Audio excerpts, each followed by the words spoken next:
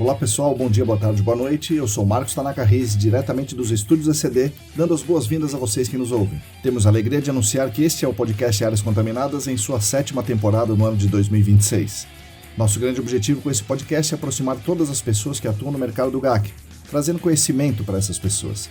Esse conhecimento vem na forma de conceitos técnicos e discussões de mercado e também conhecendo e reconhecendo melhor nossas amigas e nossos amigos que compartilham essa atuação e, por que não, essa paixão conosco. Como diz o Hemingway, quem luta ao nosso lado importa mais que a própria guerra. Nós lutaremos lado a lado com vocês, junto com vocês por muito tempo. Venha lutar conosco para que um novo horizonte se levante para todo mundo. Está no ar o podcast Áreas Contaminadas.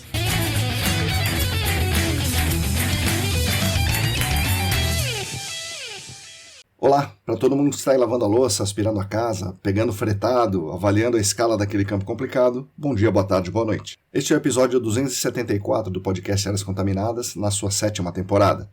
Espero que estejamos conseguindo suprir as expectativas e ajudar vocês nessa caminhada pelo GAC. Com certeza continuaremos tentando dar o nosso melhor para essa construção coletiva. Aqui no podcast misturamos material técnico, conceitos, referências, normas, artigos, com espaço para discussão e reflexão, e por vezes, como é o caso de hoje, sendo espaço para nos conhecermos melhor, trazendo aqui pessoas que realmente fizeram e fazem o GAC acontecer. Os nossos episódios são editados com muito carinho pela querida Lilian Coriaço Riz, que também é a nossa revisora, é a nossa gerente, analista, assistente, estagiária, enfim, é o coração e a alma dos estúdios ECD. Os episódios são oferecidos pela ECD Training, que é a nossa empresa dedicada a oferecer cursos e treinamentos in company para empresas ligadas ao GAC, e são oferecidos também pela comunidade de apoiadores e apoiadoras do Apoia-se. Essa nossa campanha de financiamento coletivo no Apoia-se é muito importante para a gente, primeiro porque nos ajuda muito a pagar os nossos boletos, mas além da questão financeira, dá para dizer que é uma importante responsável por estarmos aqui, porque essa é uma demonstração de carinho, é uma homenagem que essas pessoas aí que são apoiadoras fazem voluntariamente para a gente. Esse carinho nos mostra o quanto essas pessoas acham importante que nós continuemos aqui. E saber que há pessoas que consideram nosso trabalho relevante a esse ponto é algo muito potente e nos dá muita força para continuar. Se você também quiser e se você também puder se juntar a esse grupo de atualmente 47 pessoas, é simples. Entre no site apoia.se/ecdambiental.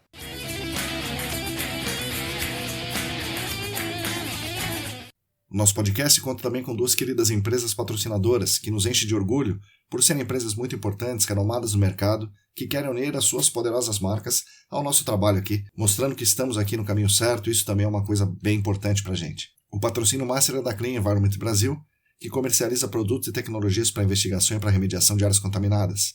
O patrocinador ouro é a Vessol Group, que oferece soluções e análises químicas em diferentes unidades no Brasil e no exterior. Agradecemos demais a essas empresas que nos ajudam muito financeiramente e também nos dão aquela força implicitamente dizendo continuem, e com certeza continuaremos por um bom tempo.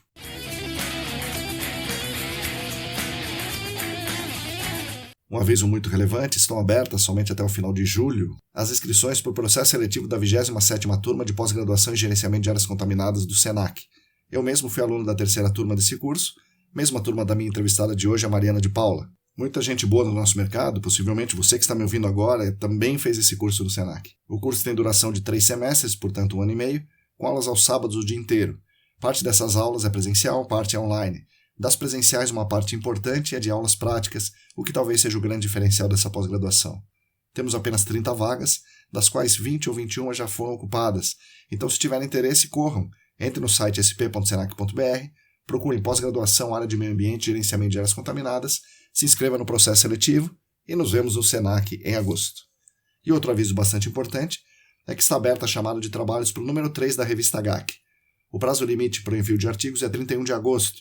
Se você tem uma ideia, um trabalho bacana, um texto aí pré-preparado, considere submeter seu artigo à revista GAC. Informações no link da revista, revistagac.com.br, ou no site da ESAS, aesas.com.br.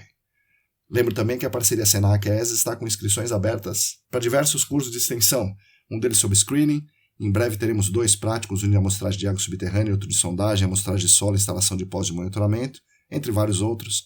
Consulte o site aesas.com.br/eventos. Outro aviso é que pretendemos iniciar em breve um novo produto aqui nos estúdios ECD, o Super Mini Podcast Ciência no GAC, onde pretendo falar de conceitos científicos básicos aplicados ao GAC. Espero que vocês gostem. Se tiver alguma ideia para esse Super Mini Podcast aí, por favor, me mandem e a gente tenta executar aqui.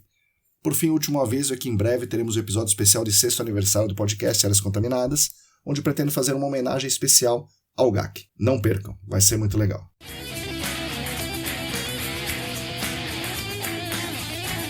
Bom, pessoal, hoje teremos um episódio bem interessante, é como se fossem 2 episódios em um.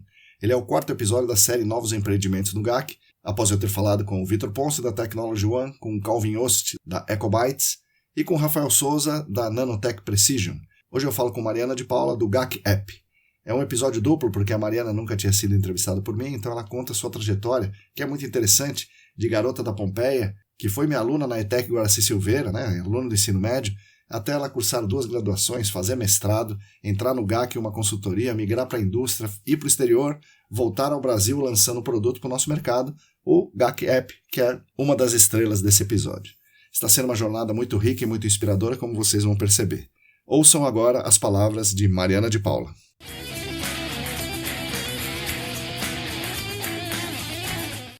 Oi pessoal, bom dia, boa tarde, boa noite. Hoje eu estou aqui com mais uma convidada ilustre, a Mariana de Paula. Mariana, bom dia, boa tarde, boa noite, bem-vinda ao podcast. Bom dia, boa tarde, boa noite, querido professor Tanaka.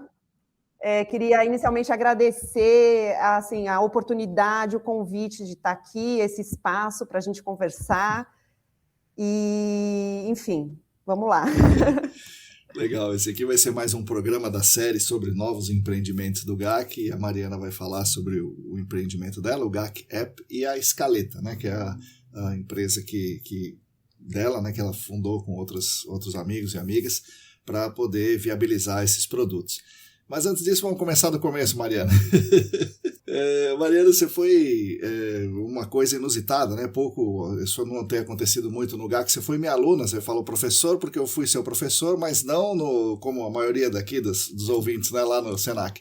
Você foi minha aluna lá no Guaraci Silveira, né? Então, exatamente. Você estudou lá por um breve período, né? Como é que foi essa interação comigo num outro mundo, Mariana? Bom, são as coisas da vida, né? Assim, você foi meu professor de educação física no 2º colegial, no Guaraci Silveira, que é uma escola técnica federal, nem lembro. É estadual em Pinheiros. Estadual hoje em chama Pinheiros, ETEC. ETEC. E eu estava no primeiro colegial, eu estudei no SESI, né? Uhum. Até a 8ª série. E aí, no primeiro colegial, eu fui para a escola grande do bairro, o Zuleika. Né? Sim. Nasci e criada ali na Pompeia, e o Zuleika era a escola pública do bairro, que eu estava até me recordando disso, né? Tinha as salas do primeiro colegial eram de A a Z, praticamente, imagina. Primeiro A, primeiro B, primeiro C, com 40, 45 alunos, né? E tudo à tarde, o primeiro colegial. E eu lembro daquele período, daquele ano, cujo governador era um camarada Alckmin. Isso mesmo. E assim, era greve atrás de greve, não tinha aula, não tinha professor, os professores estressados, não tinha como dar conta daquele negócio. E aí, o que eu aprendi no primeiro ano? A jogar vôlei, eu continuei me especializando em truco, né? E assim foi. E aí, a minha irmã, ela estava no Guaraci... A Suzana, que tinha sido minha aluna. Isso, ela estava fazendo técnico de edificações, porque ela já tinha isso na cabeça dela, né? E eu estava perdida, assim, né? Assim, o que eu vou fazer?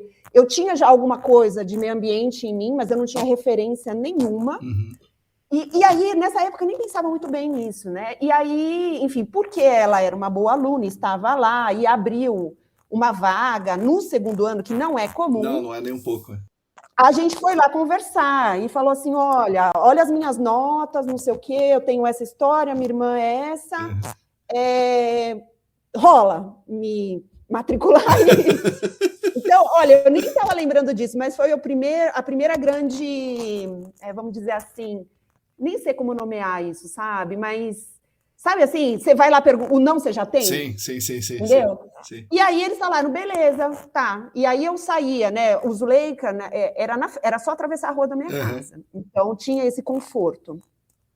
Para ir para o Guaraci, eu pegava o socorrão, descia no Largo da Batata, isso mesmo. E ia a pé, uns 15, 20 minutos, sei lá.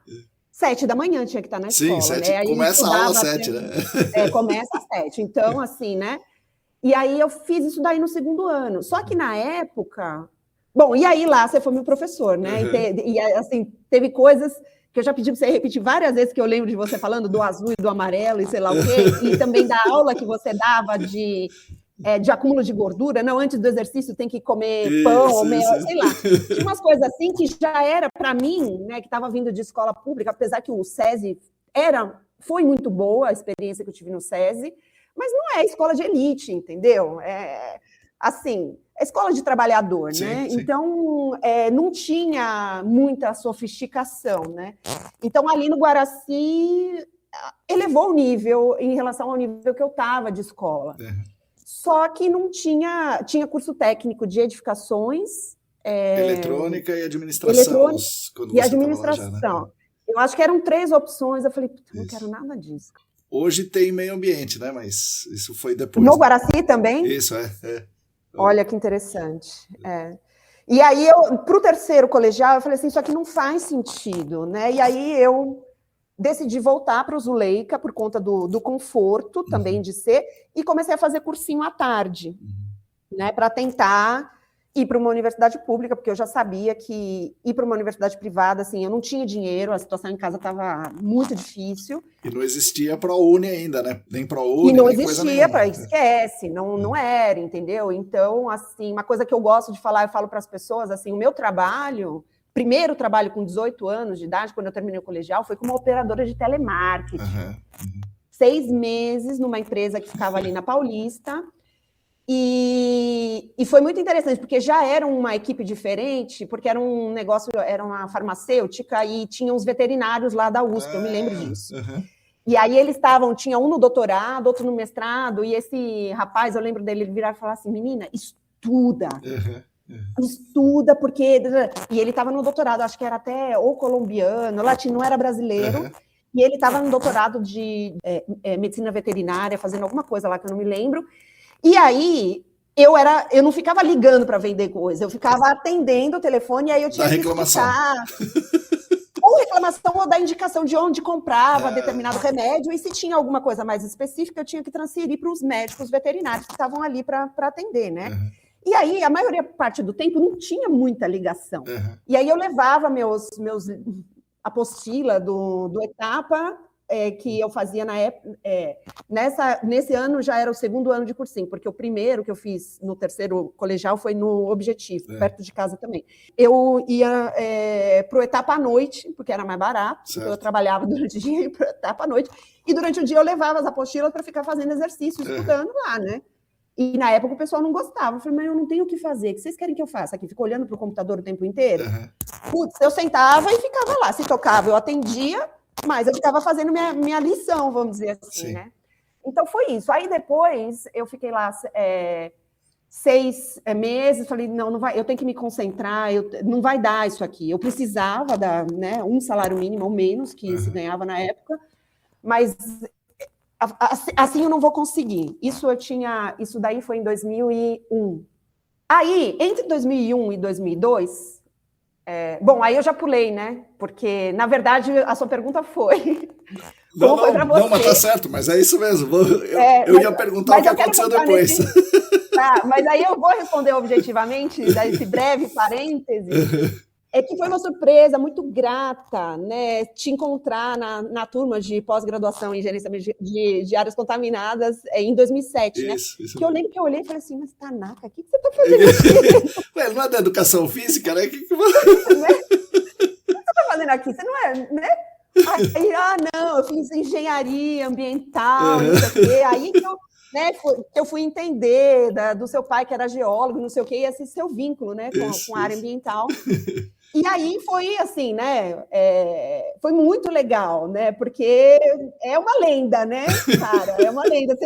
Até hoje eu falo para os meus sócios, assim, você não sabe, ele foi meu professor de educação física na escola. Você tem dimensão do que é isso, sabe?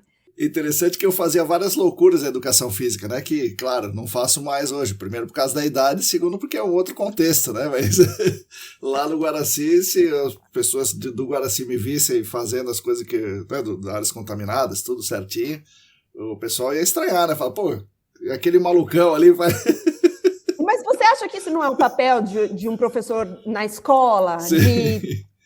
transgredir. Pois é. Porque eu sinto muito isso da sua docência naquele... Tipo, gente, vamos pensar para além, isso. Entendeu? Tinha as formalidades, mas assim, tinha técnica naquilo ali. Sim. Não era assim, vamos fazer bagunça e não sei o quê, e vamos lá jogar vôlei, entendeu? Tinha método, tinha técnica, então, com certeza. Né, tinha explicação, os experimentos com a nossa própria alimentação, né? Essa coisa de por que é bom você comer ou não comer não sei o quê, meia hora antes do exercício, que vai gerar gordura direto ou não vai, não sei o quê. Então, para a molecada de 15 anos, era muito interessante, né? E às vezes as pessoas, eu acho que subestimam a galera de escola pública, sim, né? Tá sem base, como se não fosse possível aprender uma coisa mais científica até, né? Naquele contexto, né? E aí, por isso, quando eu vi você na sala do Senac, eu falei, da hora, bora pra cima, né? Enfim, é isso. Não, mas aí... Continua contando a sua trajetória aí, como é que você vai parar lá na USP, né? Fazendo a licenciatura lá em Geociências, depois da batalha no cursinho, não sei o quê, você entrou lá, é isso? Aí o que aconteceu? Uma anedota também. Em algum momento entre 2001 e 2002, eu estava numa festa na frente de alguma casa, na Pompeia ou na Vila Madalena, não sei. E eu conheci um cara lá, que é, assim, brother até hoje, assim... Faz muitos anos que eu não falo com ele, mas a gente tem o mesmo círculo em comum, que é um cara do bairro. E ele era aluno da gestão ambiental no Senac. E eu tinha 19 anos, né? E eu acho que era início de 2002. E eu comecei a conversar com ele. Aí, o que você faz? Isso aqui. Ele falou, cara, eu não sei, eu tô perdida, porque eu gosto disso, eu gosto da questão ambiental, porque eu comecei a acampar com 17 anos de idade, então eu não tinha dinheiro para fazer nada. Então, a minha chance de sair de São Paulo é botar uma mochila nas costas, uma barraca embaixo do braço e acampar em algum lugar, para sair daquela loucura, entendeu? E aí eu falei, eu gosto disso, eu me sinto tão bem, tá? Nesses ambientes, na praia, fazer caminhar, não sei o quê. Aí ele falou, cara, eu estou fazendo um curso de gestão ambiental no Senac, e começou a me explicar, né? Só que era privado, e eu não tinha dinheiro. E aí ele falou, não, é a sua cara, vai para lá, porque vai ser legal, você vai gostar, não sei o quê. E aí eu fui caçar, né? Eu fui ver... E eu lembro até hoje, a mensalidade era alguma coisa entre 650 e 700 reais. Eu não tinha. E aí eu fui lá e prestei o vestibular, que já foi difícil arranjar a grana do próprio vestibular. Sei. Prestei e acabei passando, né? E aí, quando eu fui fazer a matrícula, a minha mãe na época estava apertada, mas falou assim, vamos começar, né? Então, deu assim para o primeiro semestre. A partir do segundo semestre, eram 4 semestres, não dava. E eu estava nessa de tentar achar estágio e tudo mais. Então, isso daí era de junho a dezembro de 2002. E aí, em 2003, eu estava lá e eu já estava assim para trancar, né? Tipo, não tenho como. E aí aconteceu uma feira de arquitetura e design dessas bienais no Ibirapuera e tinha uma empresa de engenharia que estava com um stand de blocos de material de construção recicláveis. Então, eles estavam com um sistema que eles, de prédio de demolição, eles trituravam, peneiravam em granulometrias e construíam blocos de vedação. E aí, eu nem lembro como que eu cheguei nessa galera, e eles falaram, a gente está precisando de alguém para ficar no stand. E aí, eu fiquei lá 60 dias direto, sem final de semana. Nossa Senhora! E aí, eu ganhei a grana daquele semestre. Aí entrou a grana, eu, paguei o semestre. Senhora. Beleza. Assim, consegui esse semestre. Como que eu faço o próximo? Aí, no próximo semestre, um camarada lá, que já estava na geografia e fazia geografia de manhã, acho, e ia para a gestão ambiental à noite. Mari, você vai amar a geografia, não sei o que, blá, blá, blá.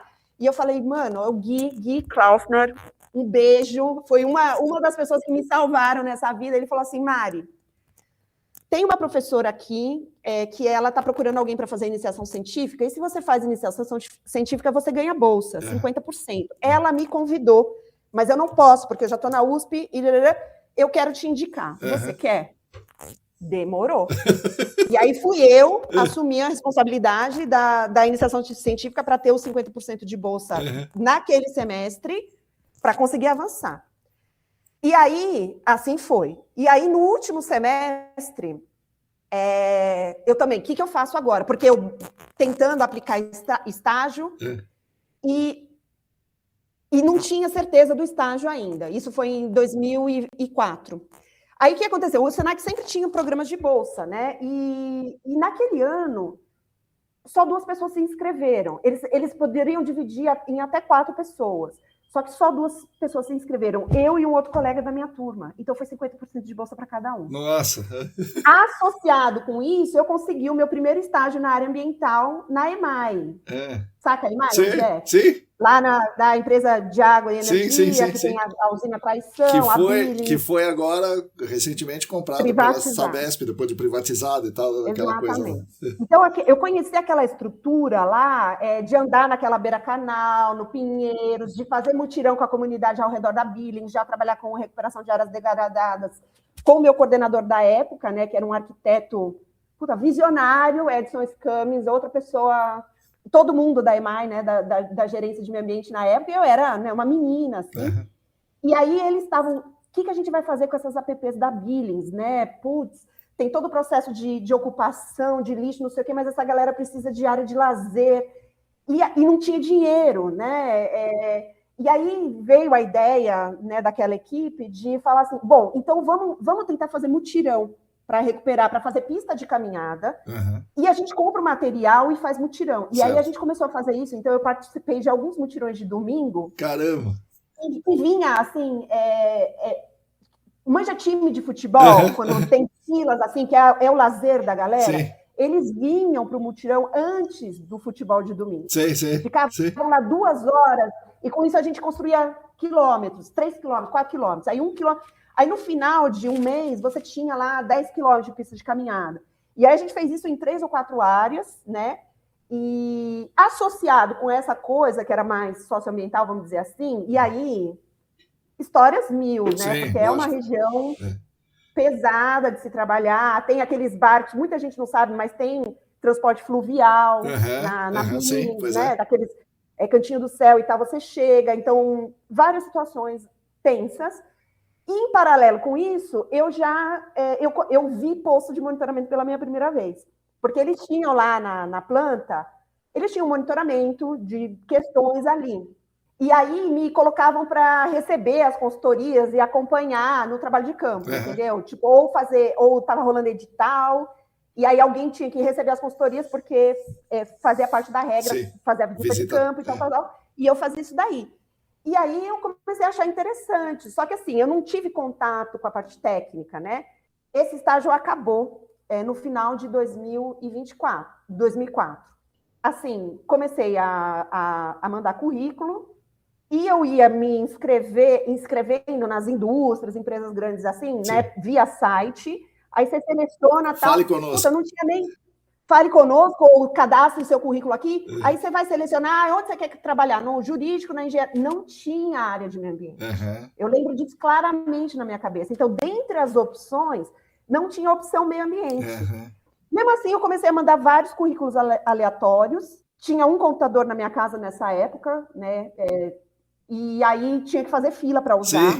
E aí, quando era a minha vez, eu sentava lá e, consultorias ou empresas, e fazia só isso por um tempão, entre dezembro e janeiro de 2005. E numa dessas, eu mandei um e-mail completamente aleatório para algum contato, @ não sei o quê, e era uma consultoria em Cotia. E aí, fui lá de novo, Socorrão, Largo da Batata, atravesso o Largo da Batata, pego, que a Jane também fez, né? O Intermunicipal, o van, desce na 25, 26 da Raposo, nem me lembro mais. Aí andava, tal, sei lá, tinha que atravessar a passarela, isso, atravessa a passarela, é isso mesmo, que não ia até o lugar, é lógico, né? Não, e não tinha calçada, né? Então você meio que anda no acostamento. É verdade, né? é verdade, é verdade. E aí descia lá e tal, chegava na casa. E aí eu fiz a entrevista, assim, né? Minha mãe desempregada, eu também, né? Tipo, procurando uma primeira oportunidade. E aí fiz uma entrevista, não sabia nada, não, sabe? Eu só tinha minha vontade, assim, eu sabia o que eu tinha aprendido, a pouca experiência na indústria. E aí ele falou assim, olha, eu preciso de uma pessoa para ajudar com vendas. Então eu entrei para fazer propostas, sabe? Então, tipo, eu virei uma máquina de propostas para projetos de investigação em imposto. Sim, sim. Porque era o que estava acontecendo em 2005. Que estava acontecendo. Então, saíam aquelas listas e era isso. Então, eu entrei lá para isso. Eu ia um a um, tirava da lista, começava a cadastrar, achar telefone, entrar em contato, ligar. Fulano. Você foi convocado, tal. Você foi convocado, a gente pode te ajudar. Aí fazia folder, né? A empresa, a gente pensava junto lá várias coisas, fazia folder, mandava folder. Só que eu era a menina que ligava. E nisso, claro, eu tinha que aprender aquilo lá para eu conseguir convencer a outra pessoa, né? Então, isso a equipe me ensinou tudo, entendeu? Tudo que eu podia aprender. Então, eu fui aprendendo as coisas, né? Amostra de solo, uma frascaria, substâncias, como que se analisa, não sei o quê. Só que aí chegou um momento que eu falei assim, cara, era 2 anos e pouco que eu estava fazendo isso, e eu já tinha, assim, migrado da lista de posto para a lista de indústria.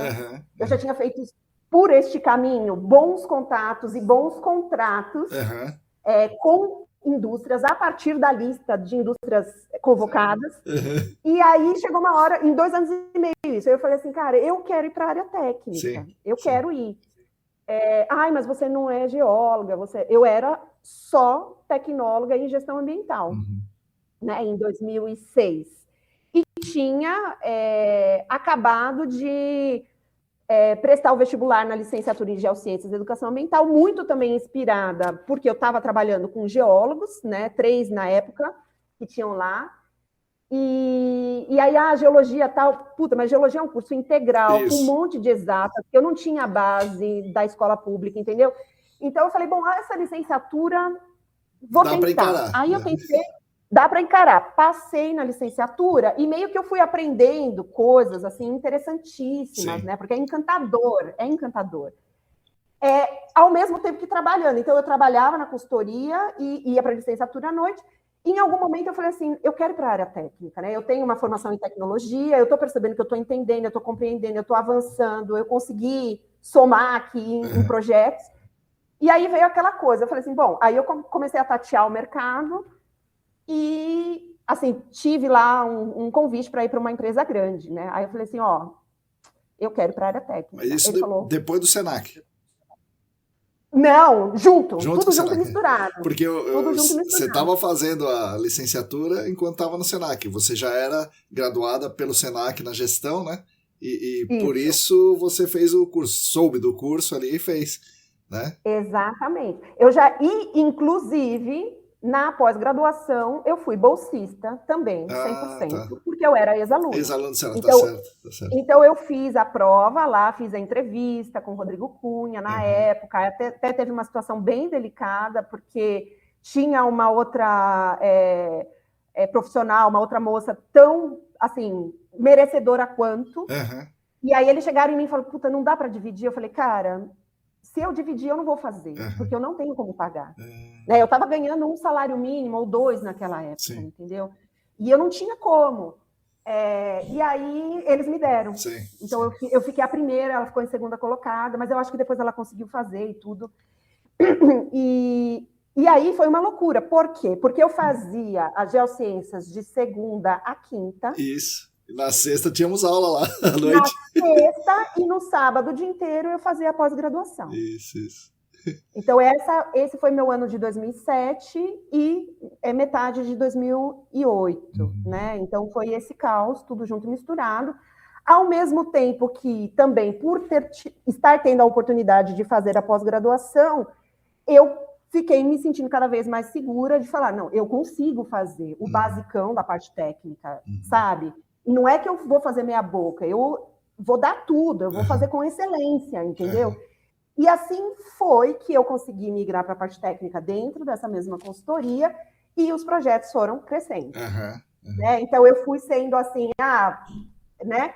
E assim, não projetos, vamos dizer assim, de minúcia, de cálculo e modelagem, não sei o quê, porque eu fui até avaliação de risco, eu sabia o meu limite também. Eu estudei... Aí eu falei, bom, modelamento é um negócio que eu acho que vai ser muito difícil de eu aprender, muito complexo. E nem é o que eu gosto, porque eu gosto da visão geral. Eu gosto de olhar a coisa e sabe, pensar em estratégia, pensar, né? E aí, enfim, por conta dessa característica, e também detalhista, né? Eu fui pegando uns projetos assim que eram um pouco mais sensíveis, vamos dizer, do ponto de vista institucional. Até que chegou um grande cliente lá, que bateu na porta lá, que estava com um caso bem complicado, bem sensível politicamente, já se arrastando há mais de 10 anos, com várias consultorias, já tinham metido a mão naquele caso, e não saía do lugar. Aí ele falou assim, dá uma olhada aí. Eu lembro, eram 5 relatórios no intervalo de 10 anos, de 5 consultorias diferentes. E aí eu peguei aquilo e fui catamilho, vamos dizer assim, né? Sem software, sem nada, eu abri um AutoCAD e eu falei... Por quê? Aí entra, sei lá, se eu posso dizer alguma coisa nesse sentido, entra as nossas falhas com consolidação de dados. Sim. Né? Porque o que eu vi nos relatórios anteriores era as pessoas, quando vão fazer uma proposta, é difícil ser consultor, né? Sim. Só que aí você recebe um relatório assim, ó, eu tenho esse estudo aí. Aí você bota uma proposta e, dando uma olhada por cima naquele relatório, e aí bota a proposta e vai fazer o seu. Olha, a partir desses dados aqui, eu sugiro a mostrar isso, fazer aquilo, fazer aquilo.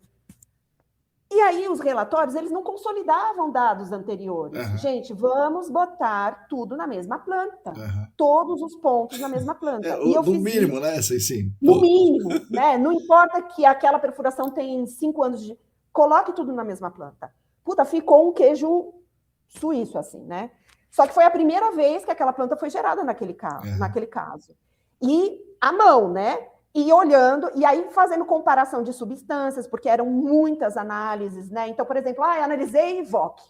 Só que você olha o VOC de um, não é a mesma lista do outro. E aí vai indo. E eu falei, gente, que caos isso aqui. Só que foi a primeira vez que, fazendo toda essa consolidação de dados, a gente conseguiu olhar e falar assim, a premissa está errada.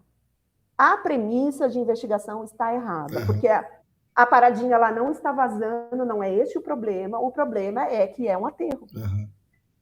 Né? E aí, com este caso, eu tomei uma projeção com o cliente, né? Isso daí foi em 2010, e aí, em final de 2011, esse cliente me convidou para ir para lá, falou assim, olha, eu estou precisando de alguém aqui. Trabalhar na indústria, sim. Na indústria, foi quando eu migrei da consultoria para a indústria, né? Então, assim, aí escola. Você pensa assim, putz, sabe? Pensa numa escola. Você tá nas duas que eu tive a oportunidade de trabalhar. Essa, por acaso, eu estava no corporativo em São Paulo, mas operação no país inteiro, uma principal operação em siderurgia, mas tinha mineração, tinha porto, tinha ferrovia. Então, eu tive a oportunidade de transitar em todos esses ambientes, né? Em loco. Sim. Então, eu fui para o passivo das bacias carboníferas em Santa Catarina. Outros colegas de lá falam, então, ó, tem até... Tira a foto aí, porque esse problema não vai ser resolvido na sua vida útil. É verdade. Então, eles vão gerando registro de todo mundo que foi lá. E agora eu acho que, assim, está caminhando, né? Evoluiu bastante, mas nem sei detalhes de como aquilo está sendo gerenciado, mas na época diziam que era o segundo maior passivo do Brasil. Não duvido. É aquilo lá. De drenagem ácida de mina, das bacias carboníferas, são 3 bacias hidrográficas, uma coisa gigantesca, super difícil. Antes de Brumadinho e Mariana, né? Porque isso daí não tinha ainda esses eventos que se tornaram os maiores, né? Em termos de impacto nas pessoas, a área também. Então, teve a oportunidade de ir, né, um pouco, participar de algumas coisas na Transnordestina, os portos, algumas PCHs que eles tinham. Eu já conheci um pouquinho de PCH, porque a EMAI também tinha, né? Tem umas operações no interior, que eu já tinha feito uns campos para essas PCHs. Então, assim, delícia. Só que, voltando para o paralelo, né? Que é sempre tudo junto e misturado, eu fiz até o 3º ano da licenciatura em Geociências e Meio Ambiente e Educação Ambiental. E aí eu falei, puta, licenciatura, né? Eu acho que eu tenho um perfil mais técnico. Quais seriam as minhas barreiras na minha profissão, né? Na minha eventual carreira, que eu já estava na carreira, né? Mas quais seriam as barreiras? Aí você começa, isso aqui não tem CREA, isso aqui não sei o quê. Aí eu falei, eu vou mudar para geografia. Né? A geologia é inviável, não dá, é um curso GAN, não tem dinheiro, não tem como. E a geografia já era um sonho. Sim, porque a primeira vez que eu prestei vestibular para geografia, eu tinha 17 anos, mas eu não passei. E aí eu fiz essa transferência interna para geografia, e aí, assim, cara, é apaixonante aquilo lá, entendeu? Imagina. Curiosamente, eu fui ver, quando começou essa série, eu vi que a sua primeira entrevista foi com um geógrafo. Sim, o Alan, putz do cara. Eu falei, olha só, né, que coisa. E aí na geografia, eu, né, em paralelo. Então, eu estava lá na consultoria, aí eu fui, né, para a indústria, fazendo geografia à noite. Né? E na indústria, eu já estava dando aquele olé nas matérias, porque eu já estava viajando. Sim, imagina, vai lá para Santa Catarina, agora vai lá para o São Luís, vai para o céu. Minas Gerais, vai para não sei o quê, Volta Redonda, né? E aí, putz, eu fiz várias disciplinas no remoto. Por quê? Porque eu faltei demais e não troquei a ideia, porque eu estava tão assim, trabalho. Sim. E aí eu me formei em 2013 na geografia. E eu já estava, então, há 2 anos na siderurgia com essa experiência, e foi onde eu conheci, assim, os dinossauros, né? Eu tive a oportunidade de trabalhar com nomes vários que você já pelo menos interações em reuniões, né? Com vários que você já entrevistou e outros que não ainda, mas assim, aí eu conheci o big business, sabe? Tipo, de olhar o tamanho dos projetos, o volume financeiro, as dificuldades de você controlar, mapear, definir escopo do lado da indústria, né? Como que você contrata. Então, eu comecei a atuar muito nesse sentido. Com a minha experiência de vendas e experiência técnica dentro da consultoria, eu comecei a falar assim, gente, esse edital aqui não dá. Vamos fazer assim, vamos contratar dessa forma. E aí eu comecei a fazer métodos de contratação para deixar um negócio mais, assim, viável para dentro da indústria. Porque não era uma contrataçãozinha, né, Mari? Era um negócio de milhões, assim, dezenas de milhões. Né? Exatamente. E, assim, com a cara e com a coragem, né? Porque você imagina como é difícil um assunto, por exemplo, sei lá, tinha remediações lá. Eu sou a especialista em remediação? Não sou. Mas, assim, a noção, a base técnica, a base de campo, a ideia da consolidação de dados que eu aprendi com aquele primeiro caso, essa visão é uma visão de gestão e diagnóstico. E aí eu trouxe isso para o dia a dia ali, né? Só que você imagina, né? Eu, assim, muito cansativo. Foi uma escola muito, muito grande, uma delícia, porque eu sempre fui muito curiosa. Então, se fala que em siderurgia não tem tédio. A piadinha interna da siderurgia aqui não tem tédio, você não fica entediado. Porque é um dia e o outro também, é surpresa, é correria, assim, né? E aí eu falei assim, bom, eu me formei. E aí eu me formei, fiz o TCC lá com o professor da USP, e ele falou assim, você não quer fazer mestrado? Eu falei, até quero, faz um projeto aí. Aí eu fiz um projeto, mas assim, porque ele trabalha com conflito da água, só que ele trabalha na escala internacional. E eu estava encantada com as questões do Vale do Paraíba, né? Porque você tem o efluente aqui, mas você tem a captação ali, aí você tinha tido anos antes a Cataguases, aquele problema enorme, 600 mil pessoas sem água. E aí eu falei assim, olha, isso daí é conflito pelo uso da água na escala nacional, né? E aí eu fiz um projeto nesse sentido, mas aí ficou meio descolado da pesquisa core que ele estava fazendo, né? E aí ele falou assim, vamos analisar Itaipu? Quer dizer, relação Brasil-Paraguai, conflito pelo uso da água, que foi o motivo da Guerra do Paraguai. Puta, geografia política... Sim. Assim, daquelas, né? E que origina o segundo reinado, né? Que é o Império, e isso também vai impactar na abolição, na República, né? E no regime institucional da Itaipu até hoje... Sim, isso do regime, isso mais recente, sim, do regime militar. Mais recente, isso. O conflito, tudo aquilo que aconteceu, mas assim... E aí vem a tradição diplomática do Brasil, como que aquele conflito latente foi resolvido com uma binacional. E aí era para analisar, era Lugo, né, os dois governos progressistas, Lugo e Lula naquela ocasião, e o Lugo trucando, e falando, não dá para ser assim, porque é um país menor, pequeno, mais pobre, não sei o quê, e o Brasilzão aqui. Né? E, não, a gente precisa ganhar mais dinheiro, a água é nossa também, blá, blá, blá. E aí eles conseguiram fazer um rearranjo do acordo bilateral ali naquele momento. E aí o que eu fiz foi aprender o que era hidrohegemonia, o que era água transfronteiriça, quais os outros casos de conflitos por água transfronteiriças no mundo e me debruçar sobre a Itaipu binacional. Então eu fui lá, eu fui para o Paraguai, para Assunção, entrevistei pessoas, porque é um país pequenininho, você chega lá, eu sou da USP, não sei o quê, senta aqui, vamos tomar café, entendeu? Então, assim, fiquei lá uma semana na região, na Tríplice Fronteira, visitei o motivo do conflito territorial, que é uma área, assim, você não dá nada para a área, mas eles, enfim, aí tem a diferença de limite e fronteira, né? Que não está definido o limite territorial, não está. Qual foi a solução adotada? A gente submergiu o limite territorial passa no meio ali, né? Muito engraçado. Passa no meio lá em algum lugar, mas o uso da água gerado em Itaipu é meio a meio. Não importa se é 1 centímetro para lá, 1 centímetro para cá. Só que do lado do Paraguai, eles têm um parque que tem uns mourões velhos, assim, tipo, caindo aos pedaços, tipo, no meio de uma florestinha lá, bem rala hoje em dia, mas que é um parque lá, como se fosse uma área de app e tal. E aí eu fui nesse centro de visitação. E aí, o cara que me recebeu, ele começou a mostrar, olha, não sei o quê, um dia veio aqui alguém fazer algum serviço e queria tirar, e quase deu um conflito diplomático.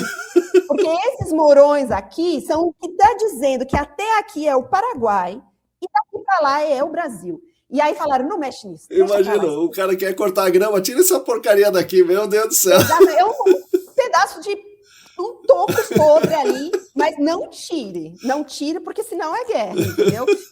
Então, assim, putz, muito interessante, sabe? E aí, eu me apaixonei mesmo também, assim, pela geografia política, eu tinha pouco contato, eu não tive tempo de me debruçar sobre isso na faculdade, né? Então, no mestrado, eu falei assim, não, eu vou me dedicar, porque eu acho que senão eu vou morrer, entendeu? Era burnout atrás de burnout. Já naquela época eu estava muito cansada e eu construí uma mínima rede de segurança, saca? De trapezista. Sim. Eu não tinha. Sim. Se eu caísse, era chão. Sim. Então, ali, até aquele momento, eu construí uma mínima rede de segurança e pedi demissão para fazer mestrado. Eu falei, eu vou me dedicar ao mestrado. E aí eu fiquei 2 anos ali, pela primeira vez, com 30 anos de idade, vivendo a vida universitária. Sim. Já velha, mas assim, lá na eu ia para as aulas de manhã, né? Aí, à tarde, eu fiz monitoria para o professor, era aquela calma, aquele silêncio. Eu amava ir para aquela biblioteca. Aí depois eu voltava para casa e fazia minhas coisas. Aí depois, quando não tinha disciplina, eu virava, né? Tipo, eu dormia de dia, normal, né? Para quem está em fase de fechamento eu ficava, sei lá, das 5 da tarde às 5 da manhã. Entendeu? E aí eu ia dormir, aí eu acordava, tomava café, não sei o quê, assim. E aí foi assim que eu finalizei. Mas aí, nesse meio tempo, veio a coisa do Rio de Janeiro, né? Sempre tive vontade de morar no Rio.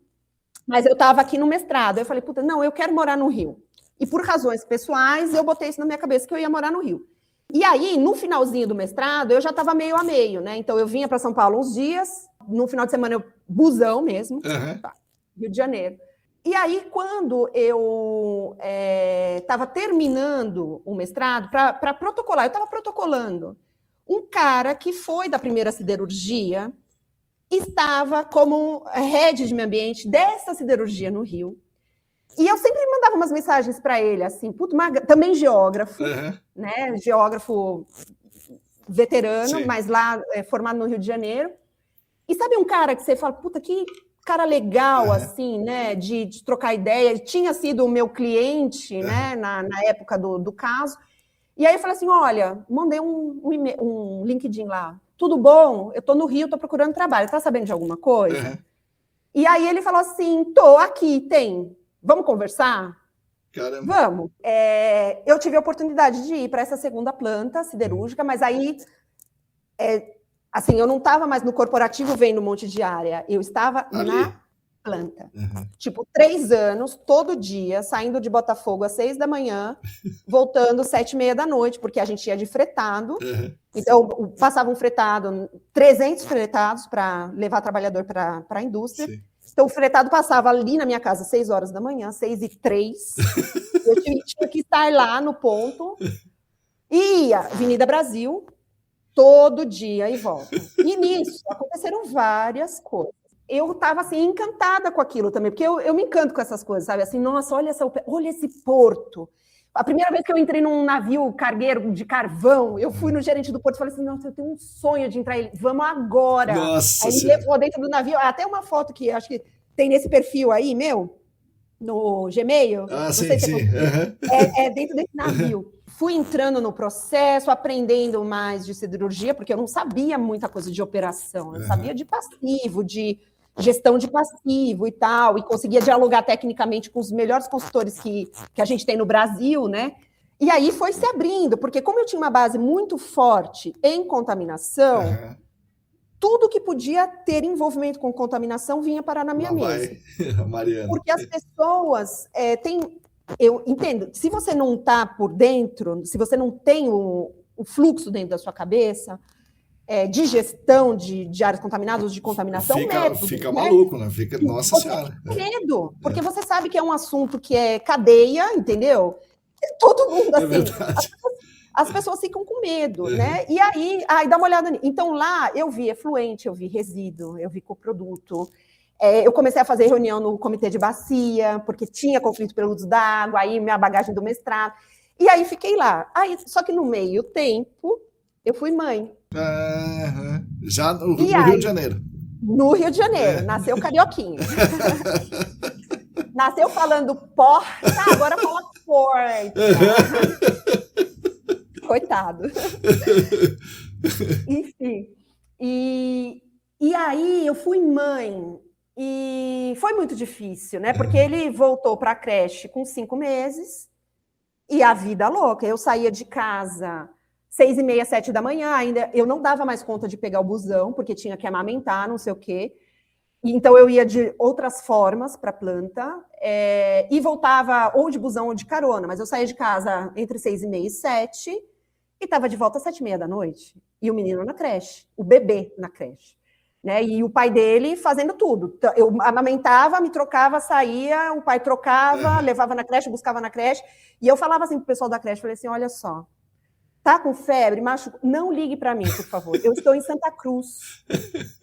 Entendeu? Se você me ligar, eu vou infartar. Porque se eu pegar 4 horas de trânsito para voltar de Santa Cruz para Botafogo, eu infartei no meio do caminho. Então, por favor, ligue para o pai, porque o pai está a 20 minutos da creche. E ia com o coração na mão, né? Vivendo a maternidade nessa loucura, né? Até que, por razões pessoais também, chegou... Não a ideia, né? Eu nunca tive um sonho de morar fora do país, assim, nossa... Mas, quer dizer, sabe essa coisa, assim, é uma coisa que você sente que seria legal fazer, sim. Né? Que você até tem vontade, mas não foi uma coisa que eu construí, assim, né? Que eu persegui na vida acadêmica, vida profissional e tudo mais. Estávamos lá no Rio de Janeiro, também com várias questões, não só... de deslocamento, mas diversas situações que se passaram nesse período, principalmente pós ser mãe. E aí eu falei, eu não consigo mais ficar aqui, eu não consigo criar meu filho aqui, sem família, e nesse caos, né? Ele veio e falou assim, olha, eu tenho uma oportunidade lá na Alemanha. Falei, bom, ou é agora ou é nunca, né? Falei, o que eu vou fazer? Vamos! E aí eu lembro que eu fui comunicar a minha chefe lá, que é uma graça também, brilhante essa mulher, né? Eu falo menina, que é um pouquinho mais nova que eu, mas assim, brilhante. E eu falei assim, olha, eu não posso perder essa oportunidade, o que eu vou fazer? Eu vou para São Paulo sozinha, não sei o quê. É uma oportunidade de vida, né? Não era uma oportunidade profissional, acadêmica, mas era de vida. E de estar mais tempo com meu filho, que tinha menos de 2 anos na época. E eu falei, eu vou sair, né? E ela falou assim, não vai sair. E aí ela fez lá o que ela pôde e me mantiveram remoto. Antes de corona, né? Então, antes de corona, eu fui trabalhando. Só que assim, era por prazo determinado. Só que o que aconteceu? veio o corona. Eu mudei 6 semanas depois, lockdown. Nossa. Fecha a fronteira. E na Alemanha a coisa era de verdade, né? Assim, lockdown mesmo, não é lockdown. lero. Falava a língua, eu mal compreendi o que estava acontecendo, né? Porque ele estava vendo notícia em alemão. O que está acontecendo? Mas eu estou entendendo. Mas aí depois eu ia pesquisar, fechou a fronteira na Europa. Falo, bicho, sabe desde quando não acontece isso? Entendeu? Então, Segunda assim, Guerra, acho. Eu falei, exato, é isso. Aí eu falei, nunca mais volto para casa. O que eu vou fazer aqui agora? Aí eu desbaratinei, aí eu falei assim, olha, não dá mais, eu não tenho rede de apoio, não tem creche, as creches fechadas. O que eu vou fazer, né? Aí fui cuidar de menino, né? E foi uma delícia, assim, sabe? Tipo, eu amo ser mãe, eu amo brincar, cuidar, levantar para fazer café, ler história antes de dormir. Sim, fazer entendeu? As coisas mesmo ali, né? Fazer as coisas ali, presença, estar lá, né? E a gente isolado lá, né? Então, foram 2 anos de 2020, né? 2020. Ao final de 2021, que foi nessa, a creche abria uma vez por semana, às vezes 1 hora por dia, entendeu? E o meu salário, o câmbio explodiu, o meu salário não era o salário que bancava as contas da casa. Porque eu fui num câmbio de 4, no corona estava 8, entendeu? Não tinha como. Aí eu falei, bom, não deu. Aí eu falei, eu vou ter que me desligar mesmo. Já era meio previsto, porque não ia ser uma coisa que dava para manter a longo prazo, mas a gente fez uma boa transição e tal. E aí eu fiquei em casa 1 ano e pouco, só que aí começou a abrir, né? As coisas começaram a minimamente voltar ao normal, e aí eu comecei a ter ciricutice, né? Eu preciso sair, eu preciso trabalhar. E aí eu fiz a mesma coisa que eu tinha feito no meu primeiro trabalho. Eu comecei a mandar e-mail para consultoria na Alemanha, entendeu? E eu estava andando de bicicleta um dia e eu passei por uma dessas consultorias que tinha na época em São Paulo, que eu até conhecia um grande cara que era o head de lá, e depois eles fecharam no Brasil. E eu passei e falei assim, puta, eu não acredito. Era 15 minutos de bicicleta da minha casa. Aí eu olhei aquilo, falei, gente, eu já trabalhei a 2 horas de casa na ida, mais 2 na volta. Eu já trabalhei na EMAI, eu já trabalhei em Cotia. De bicicleta, 15 minutos, que luxo! De um negócio que eu conheço, né? Porque, pô, tem no Brasil. Um negócio que eu conheço. O detalhe é que eu não falava alemão, né? E o meu inglês era bem capenga, assim, eu não tinha uma fluência de sentar e escrever. Eu cheguei na Alemanha assim, eu conseguia me comunicar, meu inglês não era perfeito, melhorou muito, eu adquiri velocidade na escrita, não tinha IA, porque a IA veio em 22, quer dizer, tinha tradutor, né? Mas não era perfeito. Hoje melhorou bastante. Aí eu fui lá e falei assim, então, olha, eu tenho este currículo, essa experiência, e eu preciso trabalhar. Né? E eu estou aqui há 15 minutos. Aqui. Eu estou aqui há 15 minutos e o que vocês têm aí para eu fazer? Foi certo, mas não foi. Porque eu acho que eu estava num momento muito frágil de querer sair de casa, querer fazer as coisas, porque eu trabalho desde os 18 anos de idade. Eu falei, putz, preciso, né? Eu, assim, meio que me ofereci dessa maneira. O que vocês tiverem aí para fazer, eu faço. Beleza. Foi interessante também. Mas como eu não dominava a língua, e não dominava a lei, e não dominava o mercado, eu fazia coisas muito simples, né? Então, eu fazia tabela, Então, eu voltei para trabalho muito elementar da carreira, né? Mas, em paralelo, eu aprendi muito sobre como as coisas funcionam na Alemanha, né? Então, eu fui aprendendo aos poucos e aprendi minimamente um negócio que é o site due diligence para instalação de data centers. Então, eu estava lá na equipe que fazia site due diligence e depois transitava o licenciamento dos data centers naquela região de Frankfurt, né? Então, eu fiz uns campinhos lá, coisa simples, mas era para teste de corrosividade, você bota uma plaquinha lá e deixa um tempo, aí depois você analisa, tem umas métricas, né? Para eles saberem se o equipamento que eles vão instalar lá vai corroer mais ou menos, se precisa ser um equipamento mais resistente ou não, porque tudo são negócios de bilhões, né? Para instalar uma infraestrutura crítica, né? Eles chamam infraestrutura crítica. Ver o que continua sendo a competição das big techs por área. Sim. Então, uma hora você está trabalhando para um, outra hora para outro, aí você tem que fazer os muros de confidencialidade, que às vezes você está trabalhando para concorrentes dentro da mesma empresa. Então, você não pode nem falar com o seu colega, entendeu? Não fala comigo, porque eu estou no outro cliente. A mesma consultoria presta serviço para duas que concorrem por a mesma área. Exatamente. Nossa, que E aí loucura. tem uma série de barreiras neste nível. Não fale com os colegas daquela equipe. Meu Deus do céu. Entendeu? Então, assim, não troca informações, você não pode trocar informação, você não, entendeu? E eu lá, imagina, eles falavam majoritariamente em alemão, né? E eu assim, quando alguém quiser falar comigo, vai falar em inglês, né? Porque, então, sei lá, nas reuniões, assim, eu não falava nada. E aí eu aprendi pra caramba, só que eu, assim, foi me frustrando, né? Porque eu falei, a língua é uma barreira aqui. Se eu for ficar, eu tenho que aprender a língua. Se eu não for ficar, tá na hora de ir embora. E aí foi o meu último speech, assim, de aprender o alemão, né? Porque aí eu comecei a pensar, independente disso, o meu filho é metade alemão, entendeu? Então, ele aprendeu as primeiras palavras em português, mas as primeiras frases em alemão. Então, isso foi muito difícil também, porque imagina que eu cheguei lá, e aí quando ele começa a verbalizar frases, eu não entendo. Eu não estou entendendo o que ele está falando. Aí eu sempre falei assim, olha só, eu sou a mamãe. Se você quer falar comigo, você tem que falar em português. Porque a mamãe não está entendendo. E aí ele se esforçava. Para poder falar, nossa. E funcionou. Ele não é traumatizado, ele é bilíngue e funcionou. E me corrige, né? Eu falo, mamãe, não fala alemão, tá errado. Isso aqui. Então, assim, sabe? Eu falei, eu vou dar um último sprint no idioma. E aí eu pedi demissão lá. Comecei a me dedicar no estudo sistemático do idioma. Claro, como sempre é tudo junto e misturado, fazendo cursos em paralelo de Sustainable Finance e financiamento para adaptação climática.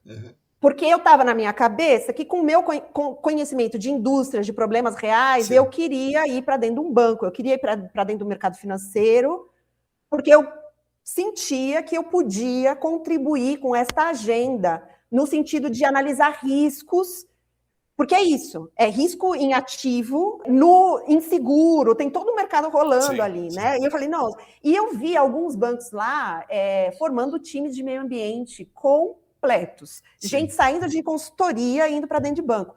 E eu falei, puta, eu acho que eu posso agregar muito isso aqui, entendeu? E aí eu comecei a estudar, só que aí é isso, né? O meu alemão, tá bom, foi do 0 para um B1, para um B2, só que você não vai chegar no nível dos caras. E eu tava infeliz lá, entendeu? Você tá morando num lugar, putz, cidadezinha, não sei o quê, com aquelas casinhas. Cara, aquele frio,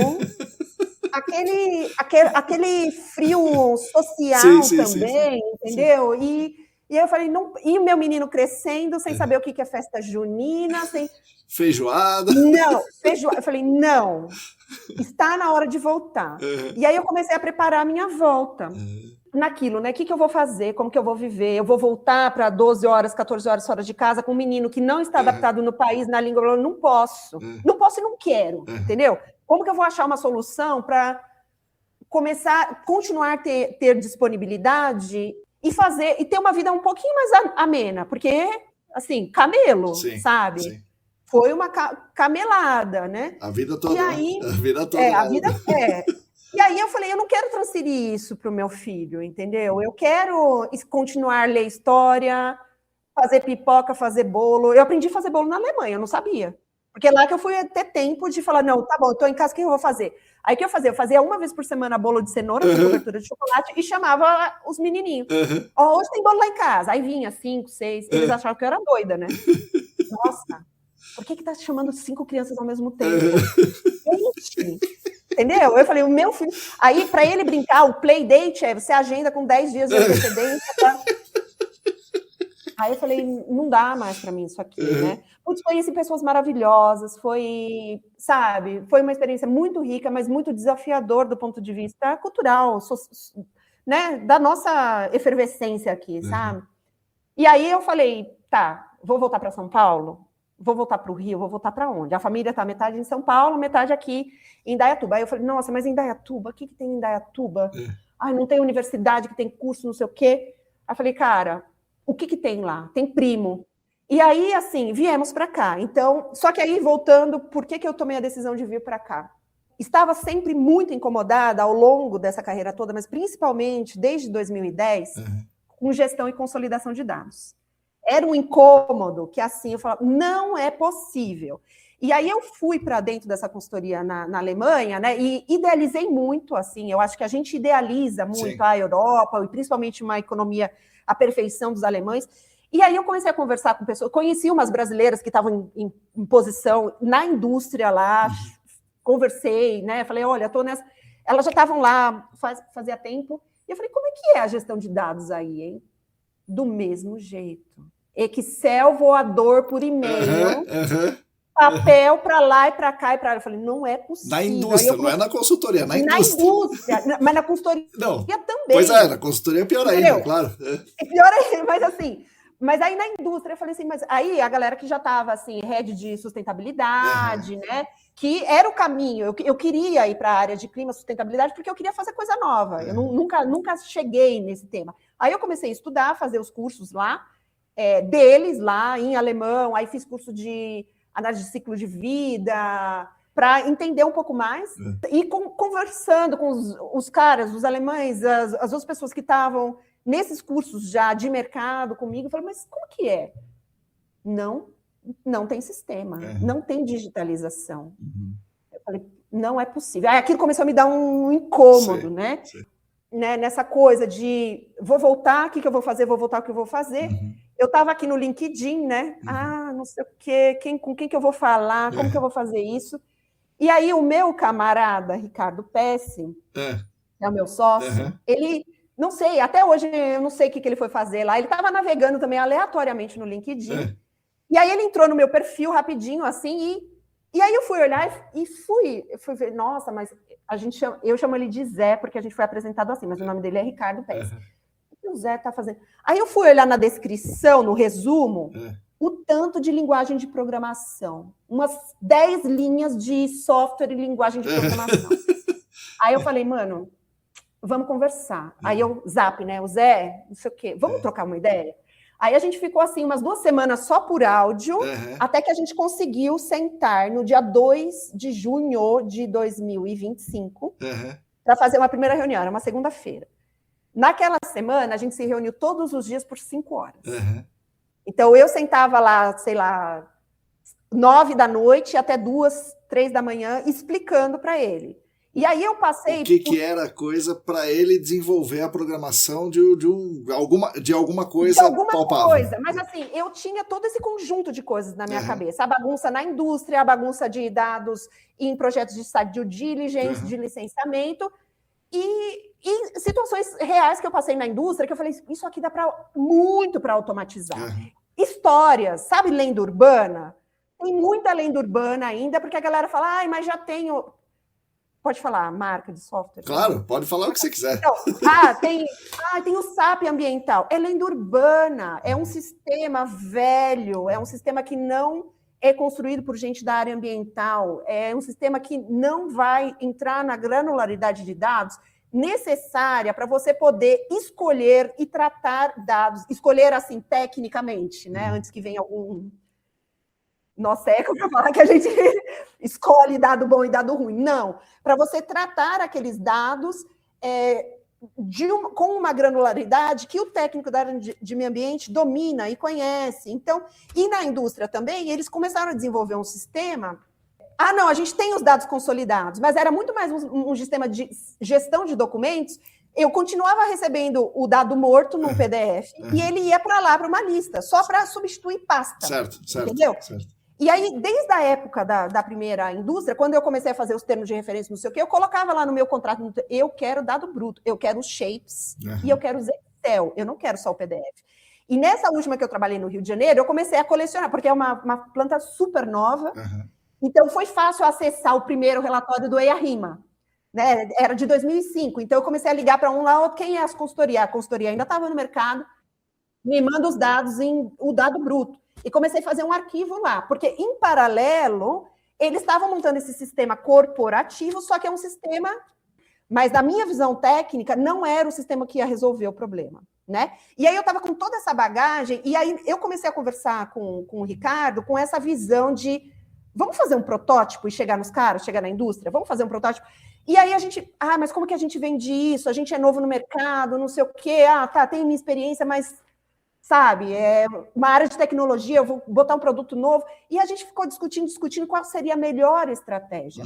Até que eu falei assim, bom, tem o GAC, né?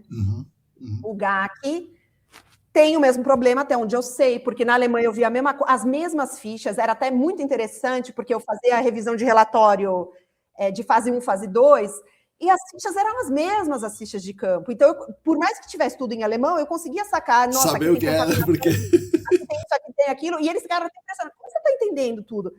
Porque é um padrão técnico ao mesmo. E tudo no papel, né? E aí eu falei, não, mostrei a complexidade, a gente falou, não, é melhor a gente começar com um produto nichado para a gente se colocar no mercado. Porque se você vai na lojinha do Google, eu pesquisei, eu fiz pesquisa, não tem o que tem. Tem as empresas que, principalmente softwares, um dos entrevistados, eu não vou lembrar, tá? Porque eu assisti muitos, ouvi muitos nos últimos dias, mas eu não vou lembrar quem falou o quê. Mas um dos seus entrevistados falou assim, tá na hora da gente começar a produzir software nacional. E é uma pegada que eu aprendi de todas as falas. E é isso mesmo que a gente tem que fazer, entendeu? E aí, até um determinado momento, a gente estava importando software, está ainda, né, usando software feito para outras realidades, outras economias, que tem a ver tecnicamente, e não está acessível, e são caros. Então, você ir para um software mais famosinho do mercado, que está mais espalhado, é £1,50 por pessoa. O consultor PJ não paga, não tem como pagar. E aí a gente começou, vamos explorar isso. E aí a gente fez o primeiro protótipo, né? Tipo um desenho. E aí começou a falar, não, tem jogo, né? No meio do caminho, a gente, assim, não foi antes, foi no meio do caminho, teve um podcast seu, do último evento da ESA, onde você citou a Technology One, e eu aqui, ó, trabalhando na programação, né, no conceito da programação. Aí eu vi o Tanaka, porque eu falei... O cara fez antes ali, meu Deus! Exatamente. Aí eu liguei para o Zé frustrada, falei, mano... Aí, assim, vem a visão dele de tecnologia. Fala, Mari, em tecnologia isso não existe. Isso não existe. Pode até ser similar, tem o mesmo conceito, porque os caras são... Mas, assim, dá para fazer, vamos continuar. E aí a gente foi, assim, né? Como que a gente pode fazer para entrar no mercado? E aí foi a ideia da loja, de colocar na loja sim, porque é uma visibilidade, é uma facilidade. A pessoa pode baixar, ver, sem falar comigo. Baixa, ver, tateia... E ver, é diferente de você ter que ligar para o cara, falar, tenho interesse, faz o cadastro aqui, assina um contrato, te dou o acesso e depois você cancela. Não. Claro, tem lá a assinatura, mas não gostou? Primeiro, em 7 dias, cancela sem pagar nada. Fez esse mês que vem não tem projeto, cancela sem pagar nada, loja do Google, entendeu? Então, foi essa a nossa estratégia. Aí que veio, quando a coisa se tornou palpável para mim, porque para ele acho que já estava muito palpável, porque ele é programador, né? Mas até eu ver o primeiro protótipo, eu estava assim, mano, o que eu estou fazendo? Será que vai dar? Será que não vai dar? Eu voltei para o Brasil por causa disso, hein, meu? Não, eu nem estava no Brasil ainda, eu estava lá. Isso daí foi o ano passado, eu voltei, era 28 de dezembro, faz 5 meses que a gente está aqui. Então, eu estava lá de 2 de junho do ano passado até este momento, trabalhando com ele assim, né? E aí ele me deu aquele primeiro protótipo, eu preciso falar com alguém. E aí eu lembrei do meu professor. E eu falei, preciso te mostrar uma coisinha, né? E estava bem inicial, né? Estava bem preliminar, mas a sua luz foi decisiva naquele momento. Porque a gente não tinha empresa aberta, a gente só tinha um protótipo. E aí quando eu falei, eu vou pedir opinião. A gente desligou aquela reunião, eu fui para ele e falei, o que a gente faz? Vamos abrir agora! Caramba, aí, eu animei o pessoal, então, caramba. Animou muito, porque a gente estava inseguro, pensa, na situação toda, né? Estava todo mundo inseguro, não é a área dos caras, não é minha área, a gente se juntou para...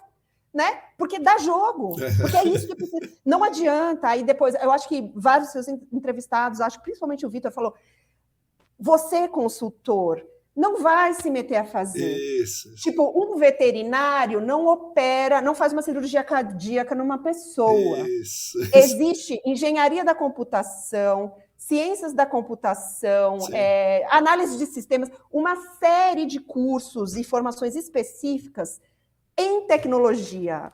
Por mais que você domine tecnologia na perspectiva, o uso de tecnologia na perspectiva ambiental, não significa que você vai conseguir, sem uma formação, sem uma estrutura, experiência, ultrapassar essas barreiras. Você vai perder seu tempo. Porque é complexo. E eu estou me sentindo assim, como... saca Lego? Você gosta de Lego? Sim. Então, você imagina um Lego de 2.000 peças que você recebeu na caixa. Ó, tem 2.000 peças. Aí você tem uns saquinhos de Lego. Mas imagina que está tudo num saquinho só, que você tem cores diferentes, formas diferentes.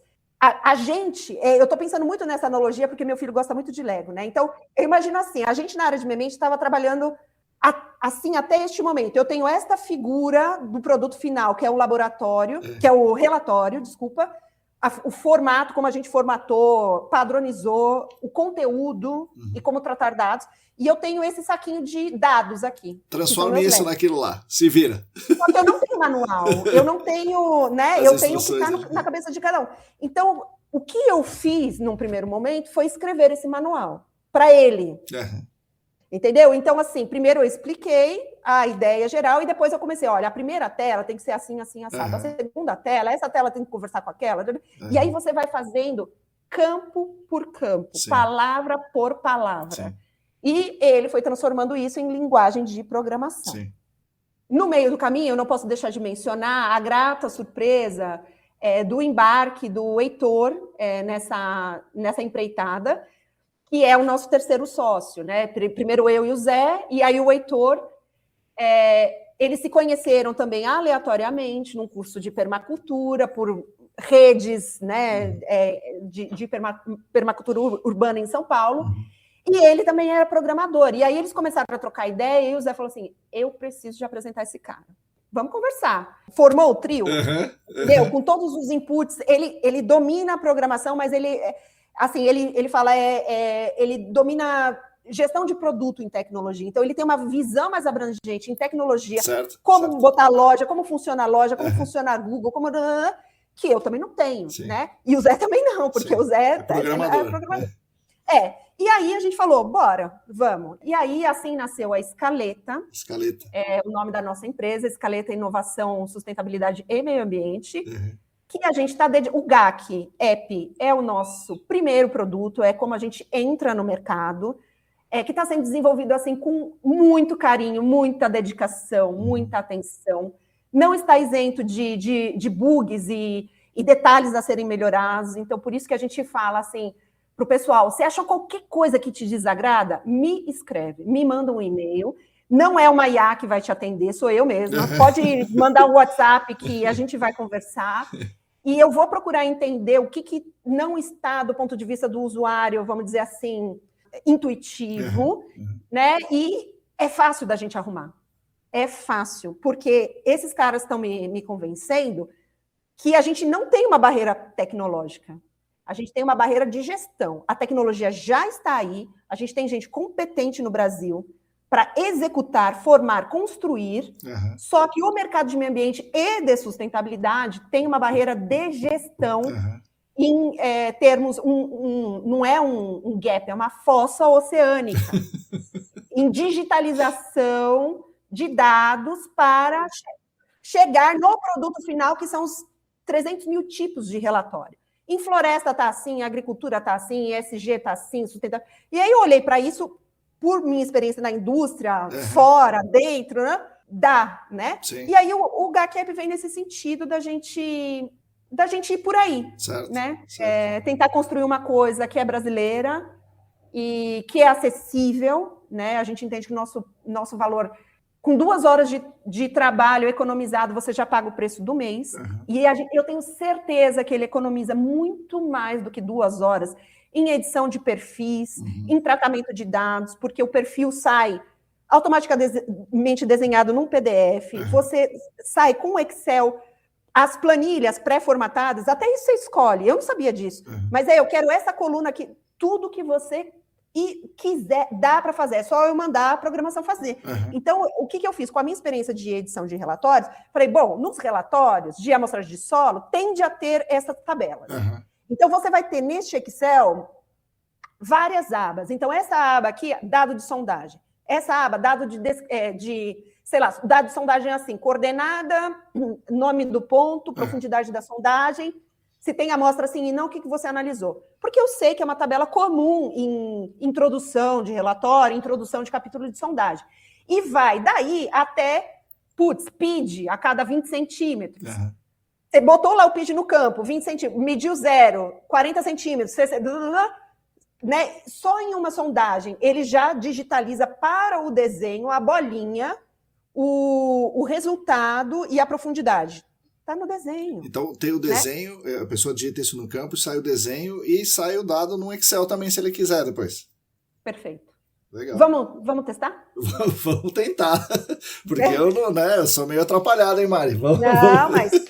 Não, mas é simples.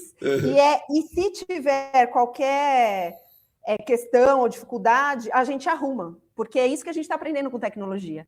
A tecnologia ela tem que ser acessível para todo mundo, entendeu? E eu duvido, eu acho que está bem intuitivo, mas por favor me fala, porque a gente ajusta, é isso que eu estou falando, entendeu? A gente está aberto para fazer em colaboração, entendeu? Então a gente quer que as pessoas entrem em contato e façam em colaboração para a gente continuar aperfeiçoando a ferramenta. Cadastre-se aqui, você tem que fazer o cadastro. Bom, enquanto o negócio baixa aqui, vamos torcer para dar tudo certo, né? Assim, não por culpa do aplicativo, mas por minha imagina. Culpa. Imagina. O público-alvo, então, não são as empresas, são os profissionais, é isso? Ou tanto as empresas quanto os profissionais? Eu me inspirei muito em alguns dos seus podcasts que você usou o termo baixo GAC. Uhum.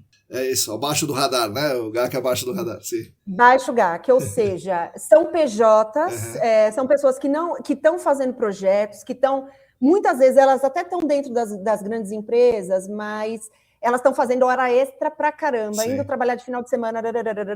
Algumas são engenheiros, geólogos, gestores ambientais, geógrafos, vão sentar para fazer o desenho, para fazer a organização de dados e entregar, eventualmente, para um cliente maior, ou já o relatório completo, ou os dados preparados para, então, essa empresa maior seguir a partir dali. Sim. Então, eu falei, bom, a gente vai colocar acessível, porque, infelizmente, nos últimos anos, a gente teve, sim, um sucateamento de muita gente virando PJ. Sim. Né?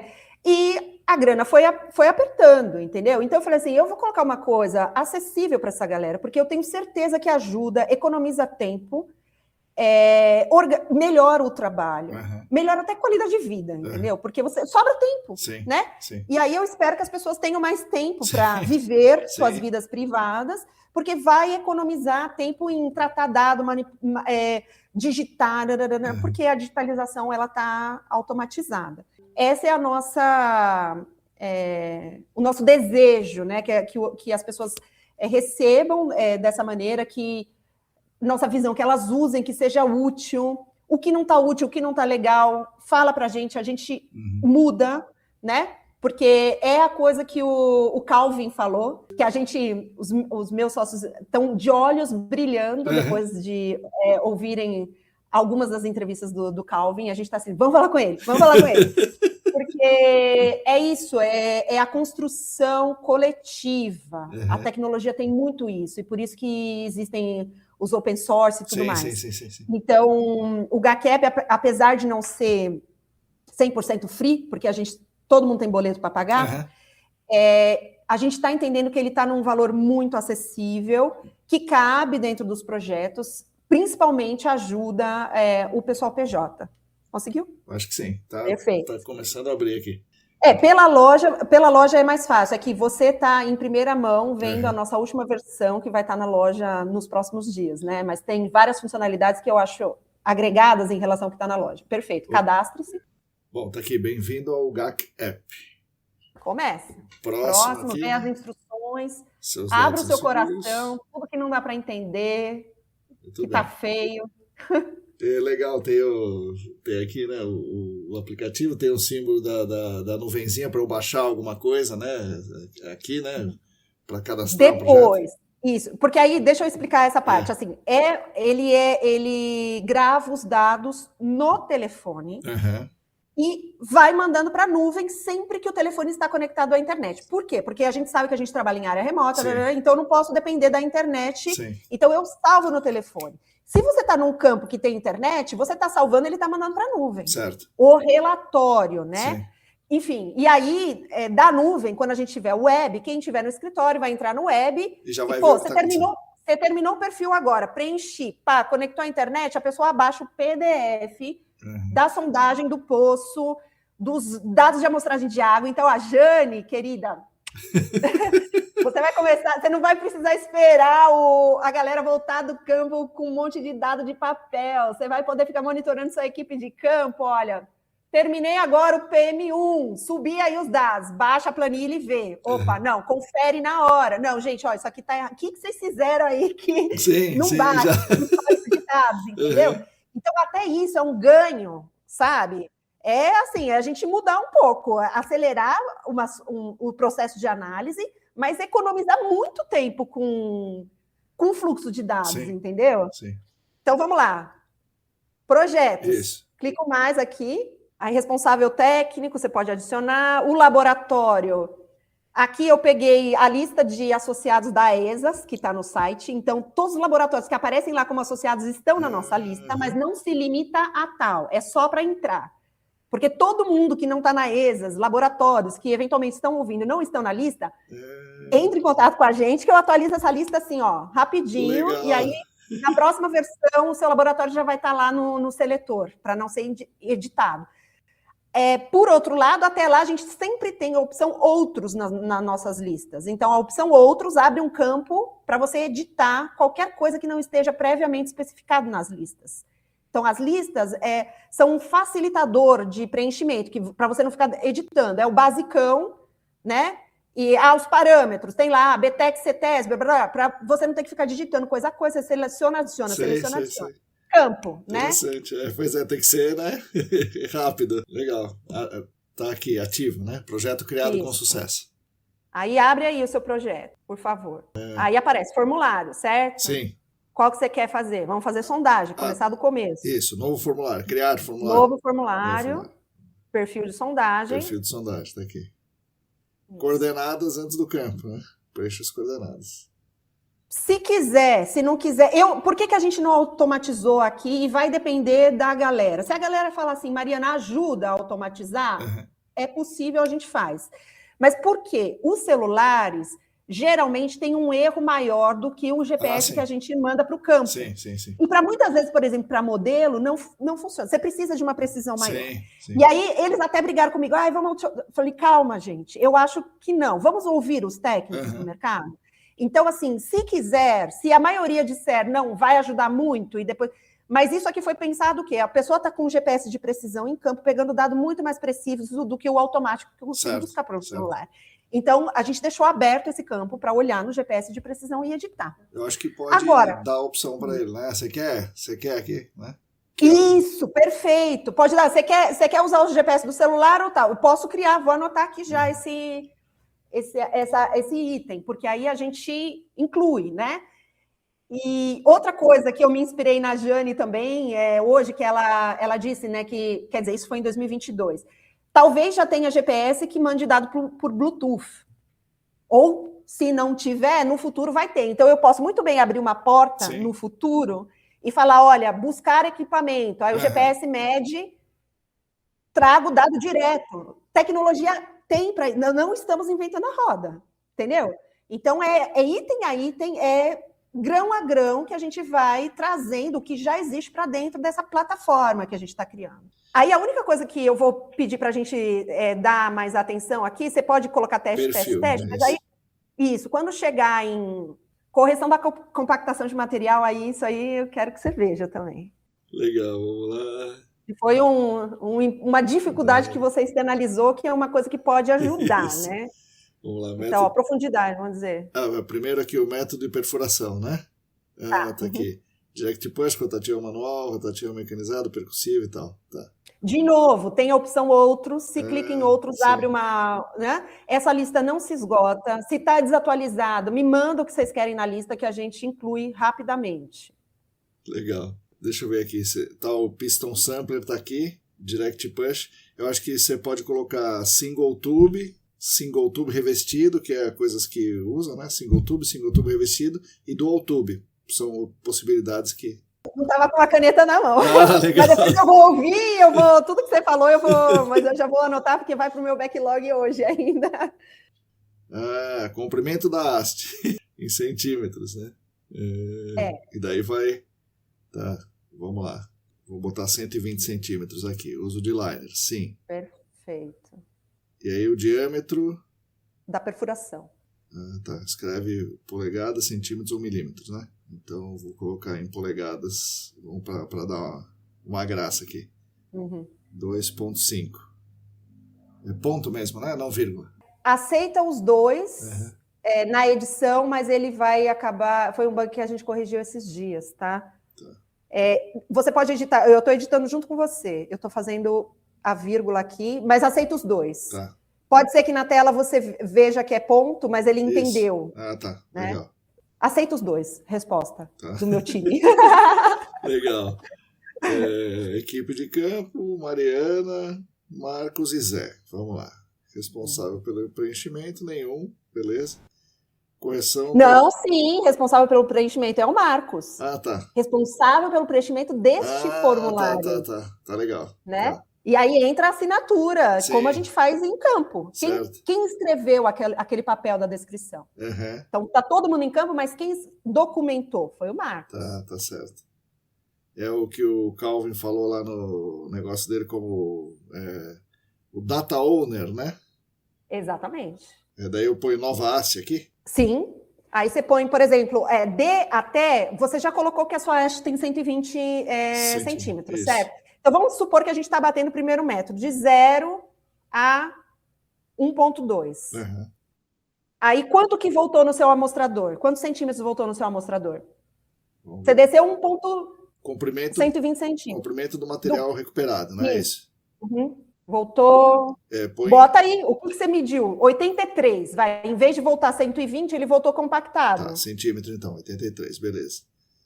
10 centímetros, daí já vai aqui, 10 centímetros no perfil, equivale a 6,92 no liner. Do liner. Aí você adiciona, bateu o seu primeiro metro, ele vai ficar registrado, bateu o segundo, bateu o terceiro, isso aqui é mais como se fosse uma calculadorazinha de campo. Sim, entendeu? Já calculou certo. Isso ajuda a parametrização, não necessariamente que o pessoal usa isso no relatório, mas assim... quis ver o dado... Eu posso mudar, né? Eu posso colocar... Pode. 10 centímetros, eu coloquei 1. E aí, se a pessoa quiser colocar 20, porque ela quer medir de 20 em 20, se aparece 15. Depende de quanto você bateu e de quanto subiu de material, não é isso? É isso. Só que, assim, uma coisa que você pode colocar também, porque aqui colocou de 20 em 20 e tá tranquilo, 10 em 10 e tal. 1 centímetro no perfil, né? Vai dar, no caso, 0,75 centímetros no liner.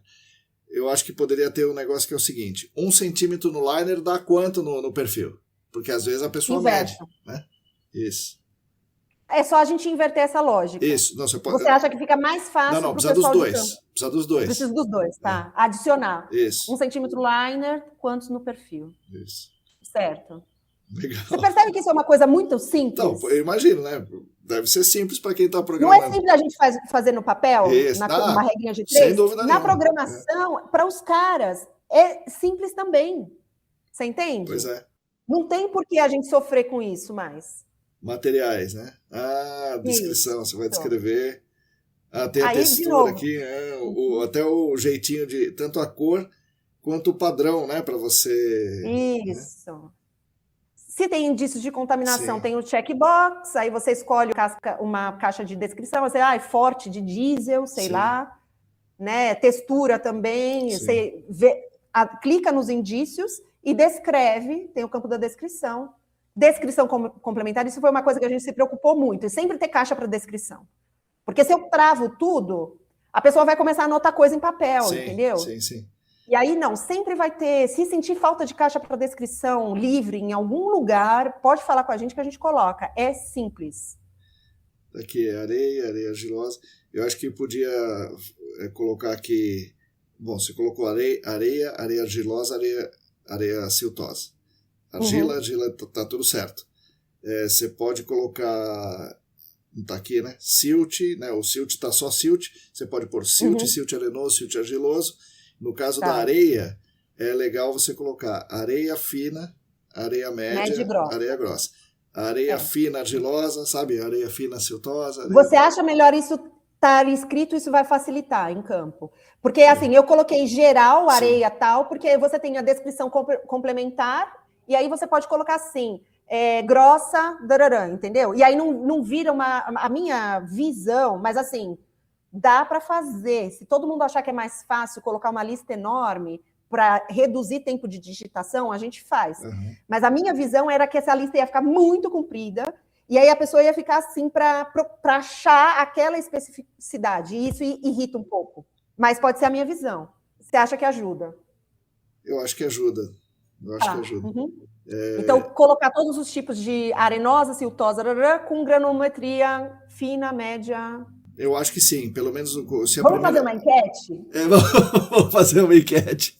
Vamos fazer uma enquete? Quando você postar aí, você coloca lá nos comentários. Como que vocês preferem essa lista aqui? Tá, contribua. Tá bom. Vamos fazer uma enquete, pô. Bom, vamos lá. Indício de contaminação, assinalei que sim. Cor, né? A cor tem aqui, né? As cores, vamos ver. Furou, subiu algum negócio azul. É roxo daqui. Roxo, amarelo. Bom, textura, né? Aí a gente escolhe um quadradinho aqui. Escolhe a textura que você quer para essa camada, né? A cor que você quer apresentar ela no desenho. Certo. E aí você pode botar, essa sua primeira camada tem quantos metros, né? Assim, o que eu gostaria agora é, se você quiser, a gente faz pelo menos 2 camadas, para você ver como sai o desenho. Tá, vamos lá. Né? Adicionei, então faz uma dica. De 0 a 90. Metros, né? De 0 a 0,9 metros. Depois 0,90. Bom, daí eu tenho que adicionar um outro. Aí, olha, quer testar foto? Vai no botãozinho de foto, aí tira a foto do computador, tira a foto da sua estante, aí você vai ver onde a foto vai parar no relatório PDF, entendeu? Tá. Aí adicionar, né, com foto sem foto, aí vai adicionar a próxima camada. Aí você insere a descrição dessa próxima camada de novo, mudando textura, cor ou não, ou mudando só indício. Tinha indício nesse primeiro 90 centímetros, no resto não tinha. Aí coloca 0,90 a, sei lá. 1,2, né, que foi o final. Foto do material, vamos lá. Aí ela vai pedir para você o quê? Complemento da descrição, que, na verdade, isso daí é o nome da foto que vai aparecer na legenda. Ela vai aparecer como foto 01 e que nome que você quer dar? Primeira camada ou indício de contaminação, na descrição, na descrição. Tá. Isso, na descrição da foto. Tá. Aí é legenda da foto. Certo. E a descrição opcional é qualquer... detalhe que você ache válido registrar para ir para o seu banco de dados, para o seu Excel, para você lembrar do detalhe que você viu em específico, mas que não necessariamente vai para a legenda, né? Tá, o que vai na legenda é como complemento. Isso, exatamente. Apareceu a foto aqui, foto apareceu. Adicionada. PIDs, agora para a gente adicionar, é isso, né? Exato. Tá. Novo PID, como é que a gente faz? Você quer fazer assim, no 20º centímetro, no 40º centímetro? Então você coloca de 0,20 até 0,20. Então você coloca, para ele não fazer um trecho, mas ele fazer esta profundidade, aí você coloca de 0,2 até 0,2. Tá. Porque aí ele vai indicar que você mediu precisamente neste centímetro. Não é tipo de 0,2 a 0,25. Pode ser também. Tá. Entendeu? O valor do PID. Coloca um valor aqui, né? De novo, se tiver um equipamento de medição rápida em campo, conectado com Bluetooth ou que extrai a planilha, a gente consegue abrir uma porta para vir direto. Tá. PID 02. Tá. E aí tem 02 a 02. Daí eu adiciono outro para falar o 04. Adiciona isso. Entendi. Cada registro seu, você adiciona outro. 04, 06. E O legal disso daí é que você vai clicar salvar o perfil e vai imediatamente todas as informações para o desenho. Inclusive, ó, se você fizer o exercício de colocar concentrações diferentes, ó, você viu que eu coloquei 100, 300, né? Ele vai fazendo... já tem uma corzinha diferente. Ele vai fazendo uma classificação de qual que foi o menor, qual que foi o maior. Então, vai ser 0, vai ser verde, isso. Porque a gente não quer interferir tecnicamente, mas a gente quer sinalizar, olha, muito provável a sua amostragem é aqui, camarada, entendeu? Tá. Beleza. Bom, outras técnicas de detecção, vamos lá. Tá. Essa listinha aí eu peguei do manual, tá? Tudo que eu li lá no manual de técnicas de investigação, eu falei, eu vou pegar essa lista aqui. Eu nem sei se o pessoal está realmente usando tudo isso, o que é mais comum ou não. Tá, vamos colocar a caixa preta de luz UVA. E aí, que profundidade que você mediu, né? Que seção aí do seu perfil? Tá. Eu pus 0,60 a 0,60, mas aqui, como é a caixa, nós vamos colocar de 0,60 a 1 metro. Aí, observações, você pode descrever o que você está vendo ali, o que o equipamento, o que a técnica te trouxe e pode tirar foto desse teste em específico. Foto da detecção, legal. Daí apareceu aqui, né? Também ainda no perfil, né? Aí é o formulário, vamos dizer assim. Depois, tudo isso vai ser organizado no relatório, que é o PDF direto para o seu volume de anexos. nome da amostra, né? Vamos coletar aí a sua amostra mesmo, que vai para o laboratório, né? E aí nós coletamos a amostra lá em 0,40. Tipo de amostra. Deformada pontual, deformada composta em deformada SPT Shelby, Split Spoon e Bulk. Então, deformada pontual. Horário da coleta, 11:02. Já tá dando o horário aqui. Parâmetros físicos, se quiser, né? pH, umidade, caixa refrigerada, temperatura da caixa, 2 graus. Legal, descrição, frasco 1, tipo, volume. Aí começa, frasco 1, quer dizer, qual parâmetro você quer analisar? Aí você seleciona da lista rápida de parâmetros, mas também tem outros, né, se tiver alguma coisa muito diferente que não está aí. Aí, vamos ver lá, você seleciona o BTEX, aí certo. Você vai lá, tipo de frasco, onde você está mostrando essa, né, alíquota para BTEX. Que volume, né? De novo, não se esgota. Todas as listas que vocês, né, que os técnicos, que o mercado entender que, Mariana, não, ó, isso aqui ninguém usa, agora a gente está usando blá, blá, fala com a gente, que é fácil de atualizar, entendeu? Vai ter outros tipos de... Bom, vamos ver, frasco. Daí está dizendo aqui, âmbar fosco, vidro transparente, PE, headspace e outros, né? No caso do solo, em geral se usa outros, né? Se usa o frasco hermético, preservação no metanol, eventualmente frasco de boca larga. Vamos testar, põe outros, aí você vai ver, vai abrir uma caixinha, especifique esse outros, aí você escreve o nome que você quiser, o tipo de frasco que você quiser. O volume é a mesma coisa, se ele não está pré-determinado na lista, você vai em outros e diz qual é o volume. Aí vai abrir uma caixinha para você escrever. Amostras, então tá aqui. Fotos. Posso adicionar foto do liner inteiro, no caso aqui, né? Do liner inteiro. Agora... Você terminou de adicionar a amostra? Sim, coloquei uma amostra. Tá, mas aí lá para baixo, depois que você selecionou o analito, tem lá preservante, se tem, se não tem, sem preservante você colocou. Sem preservante, validade da amostra. Frasco. Não, peraí. Não. Preservante. São 14 dias aqui. Vou botar no outros. Especifique. Laboratório. Daí tá aquele que eu adicionei lá no início. Isso. Tá, se você colocou teste, ele vai aparecer teste aí. Dá para adicionar mais de um laboratório lá no início da criação do projeto. Tá. Porque a gente sabe que às vezes vai para vários, né? Dependendo do tamanho do campo. E esse número da amostra do laboratório é que é o código deles interno. Então, às vezes, já está no frasco. Sim.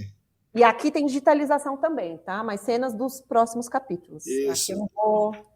Às vezes ele manda com, sei lá, um código de barra, por exemplo, né? Exatamente. E a gente vai poder capturar isso, aí vai direto. Bom, daí apareceu aqui, dados finais. Profundidade total, 1,20 m no caso aqui. Nível de água. Eu posso pôr o nível de água aqui. Se você chegou, se não chegou, né? Tipo, vamos dizer assim, você faz a sondagem até chegar na superfície potenciométrica, aí você para. Ali foi 7. Aí depois você vem com a perfuração do poço, né? Sei lá. A cota final de altimetria. Isso. Então, vou botar 500 metros, que estamos aqui em Sorocaba. Legal, daí prévia do perfil. Aparece Aí aqui já. aparece o desenho, né? Aí, Isso isso aí. é só a prévia, tá? Uhum. Aí você vai no salvar, por favor. Nível d'água está aqui, as medidas do PID, né? Aí foi, não foi? Você está Sim. nessa tela aqui. Isso, é isso aí. Isso. Aí clica lá nele, aí você vai ver que vai abrir um PDF aqui, ó. Ah, tá, PDF. Aí gera o seu PDF. Tamanho A4, não sei o quê. Gerar o PDF. Processando na nuvem. Erro perfil de sondagem. Peraí, se você pegou você pegou um erro? Ainda não, tá processando. Não. Ah, não, relatório gerado com sucesso, tá dizendo. Abriu o PDF? Ainda não, vou abrir agora. Abrir preview, né? É isso? Abrir preview. Ah, tá aqui. Tcharam! Muito bem. Tem as fotinhas e tudo aqui, ó.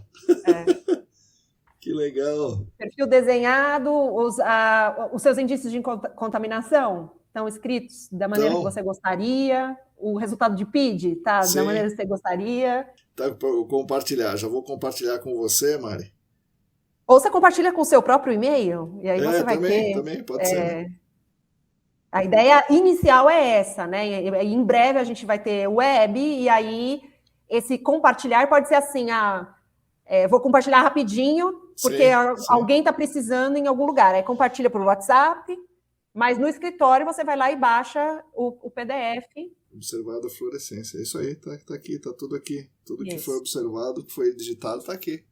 Legal. Aí, vamos fazer o seguinte, ó. Aí você volta na sua tela inicial dos projetos, vai voltando. Onde você adicionou essa, né? Aí você clica nele de novo. Aí você vai ver que tem o seu ponto teste, que tem o PDF e tem o símbolozinho do Excel, certo? Ah, tá vendo aqui. Aí tá vendo que tem o Excel? Sim. Clica aí e exporta o Excel para o seu e-mail, por favor. E depois você dá uma olhada. Tá. Aí esses dados todos que você inseriu já estão em tabelas organizadas dentro desse Excel. E quer dizer, se você tem 30 sondagens no campo, os seus desenhos de perfil em PDF e os seus dados de 30 sondagens, 20, sei lá, posto de monitoramento, vai sair nesse Excel. Por exemplo, se você for no seu projeto novo formulário, o que já tem lá, ó? Perfil de poço e amostragem de água. Formulários, atividades aí embaixo tem novo formulário, olha aqui, ó. Ah, sim. Clica aí em novo formulário, por favor. Novo formulário. Ah, tá, perfil de poço. Você quer adicionar perfil de poço e amostragem de água. Ah, tá, já pode fazer. E aqui vai, ó, eu já tenho uma lista de 30 formulários. Que é do mesmo, né, no mesmo ponto ali, tá? Entendi. Quer dizer, pode ser ou não, pode ser avulso, mas se você clica no novo perfil de poço, aí a primeira pergunta é poço vinculado à sondagem? Entendi. E aí ele vai trazer os dados que interessam para o perfil de poço, entendeu? Certo. Então esse preenchimento, sondagem, tá aqui. Vinculado à sondagem. Aí qual sondagem? Você seleciona lá, porque você pode ter 30 sondagens.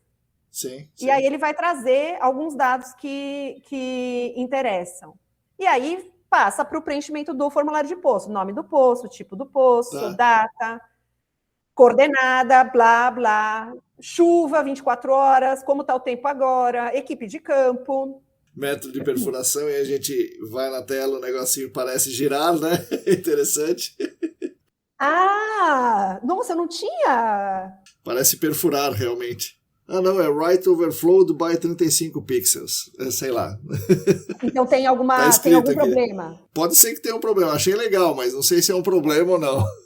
Engraçado que no meu eu tô assim na mesma versão, eu não tô sacando. Mas como é assim, né? Homologação. Quem sabe faz ao vivo, né?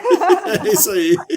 Bom, beleza, mas não vamos preencher esse aqui agora não durante o nosso... Mas o processo é o mesmo, porque você vai vir perfil construtivo, diâmetro da instalação, tubo liso, revestimento, filtro, se o acabamento está acima do nível do piso ou não, né? Para aqueles pocinhos que a gente não faz no nível do piso, tudo isso ele desenha. Né? Camada de pré-filtro, né?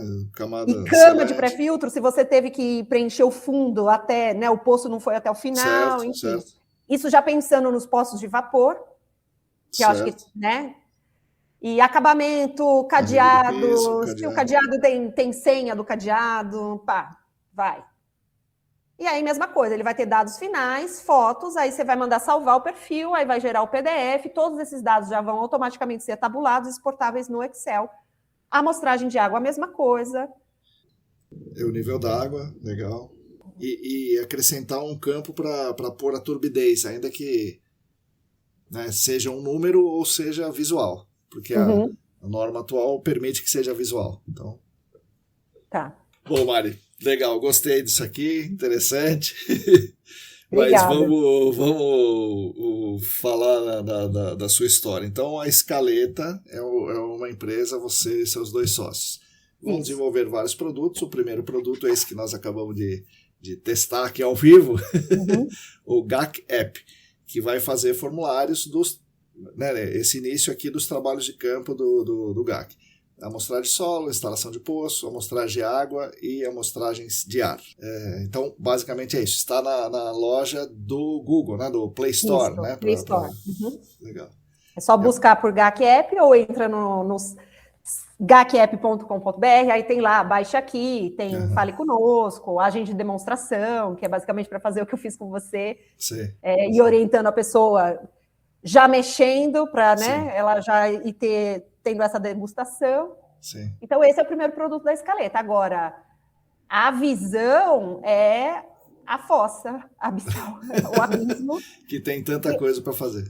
De digitalização na área ambiental e de sustentabilidade, porque isso aqui é isso, é só o começo. Certo. E a nossa visão é isso. A gente, como você fez aqui, né? É a segunda vez que eu estou te mostrando, você já me deu vários inputs. Com certeza, cada usuário vai ter, entendeu? E a gente está super aberto, a gente conta com esta construção coletiva, né? Porque você tem que chegar num meio termo que todo mundo, que a maioria se sinta confortável com cada campo. Então, eu estou fazendo assim, da forma mais completa possível. Até, por exemplo, cadeia de custódia, que é o próximo formulário que a gente está trabalhando. Cada laboratório tem de um jeito. Mas existem campos similares. Existem exceções de campos. Então, a exceção ela vai estar lá, entendeu? Porque ele vai estar completo. Se o seu laboratório que você está usando não usa aquele campo, deixa em branco. No futuro, nós vamos fazer parcerias digitalizadas junto com o laboratório. Então, quando você selecionar este laboratório, já vai vir a cadeia de custódia dele na tela, né?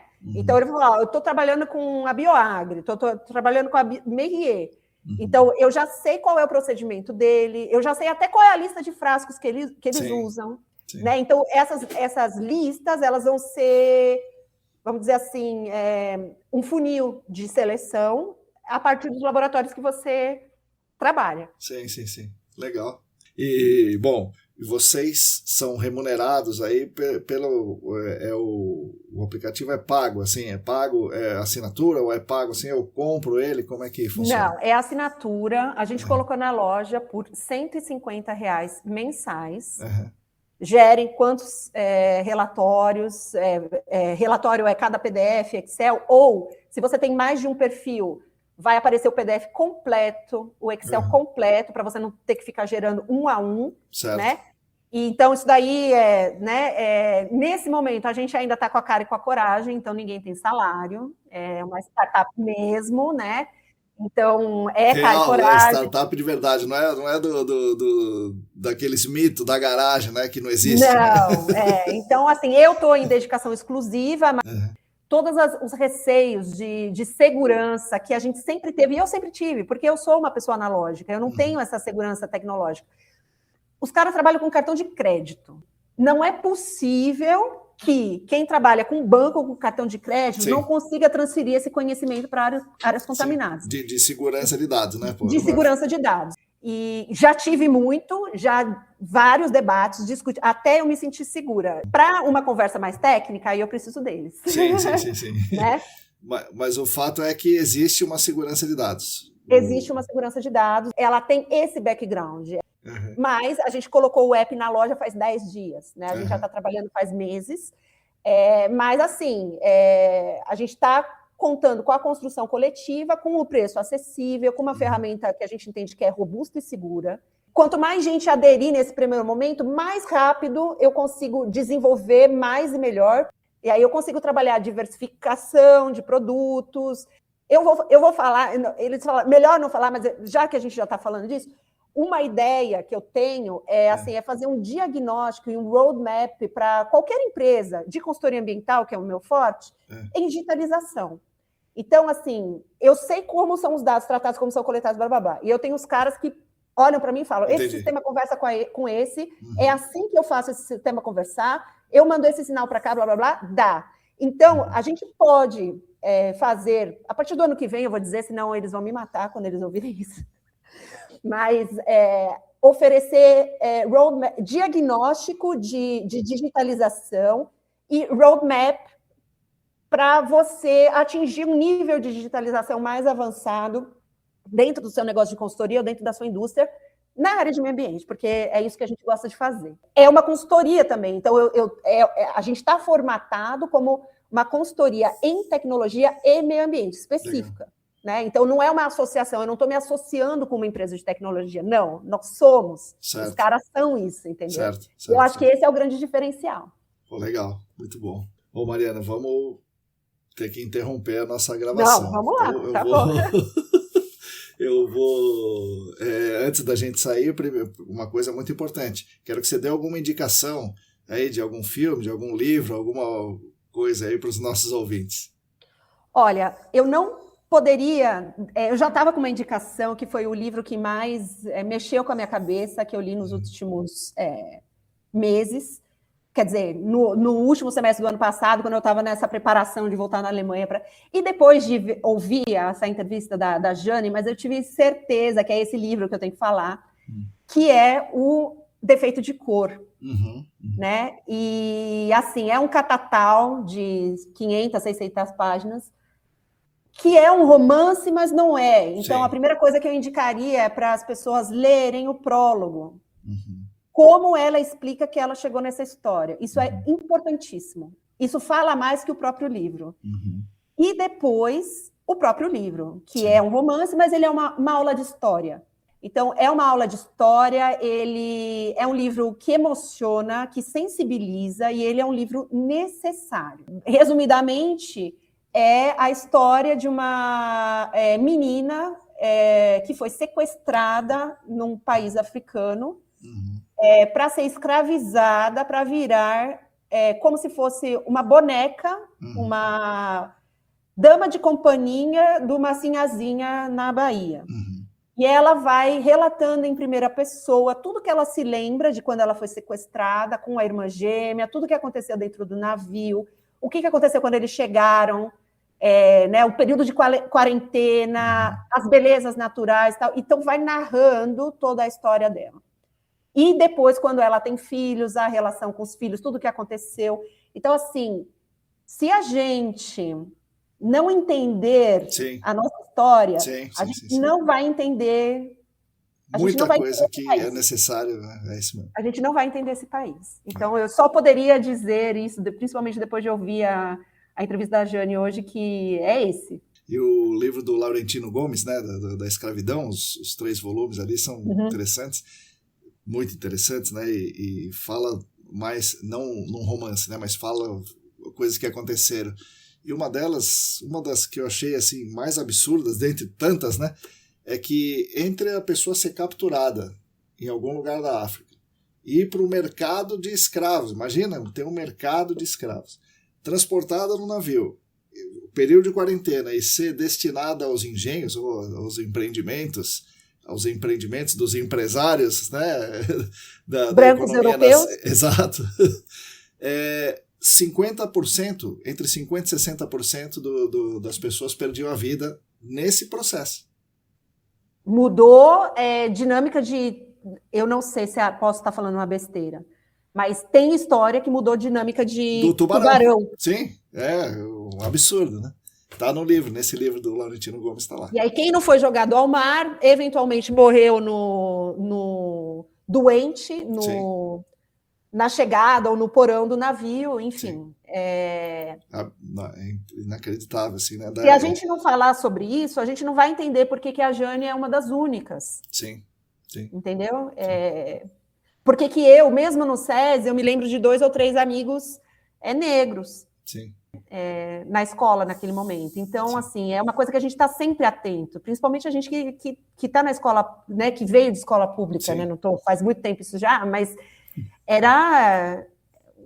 é latente na nossa trajetória, né? Sim.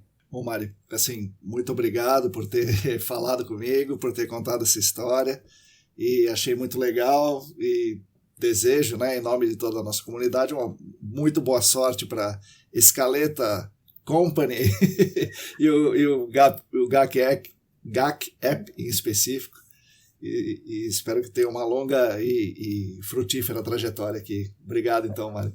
Eu que agradeço demais o espaço, cara. Uma alegria sempre falar com você. Valeu, até o próximo. Valeu.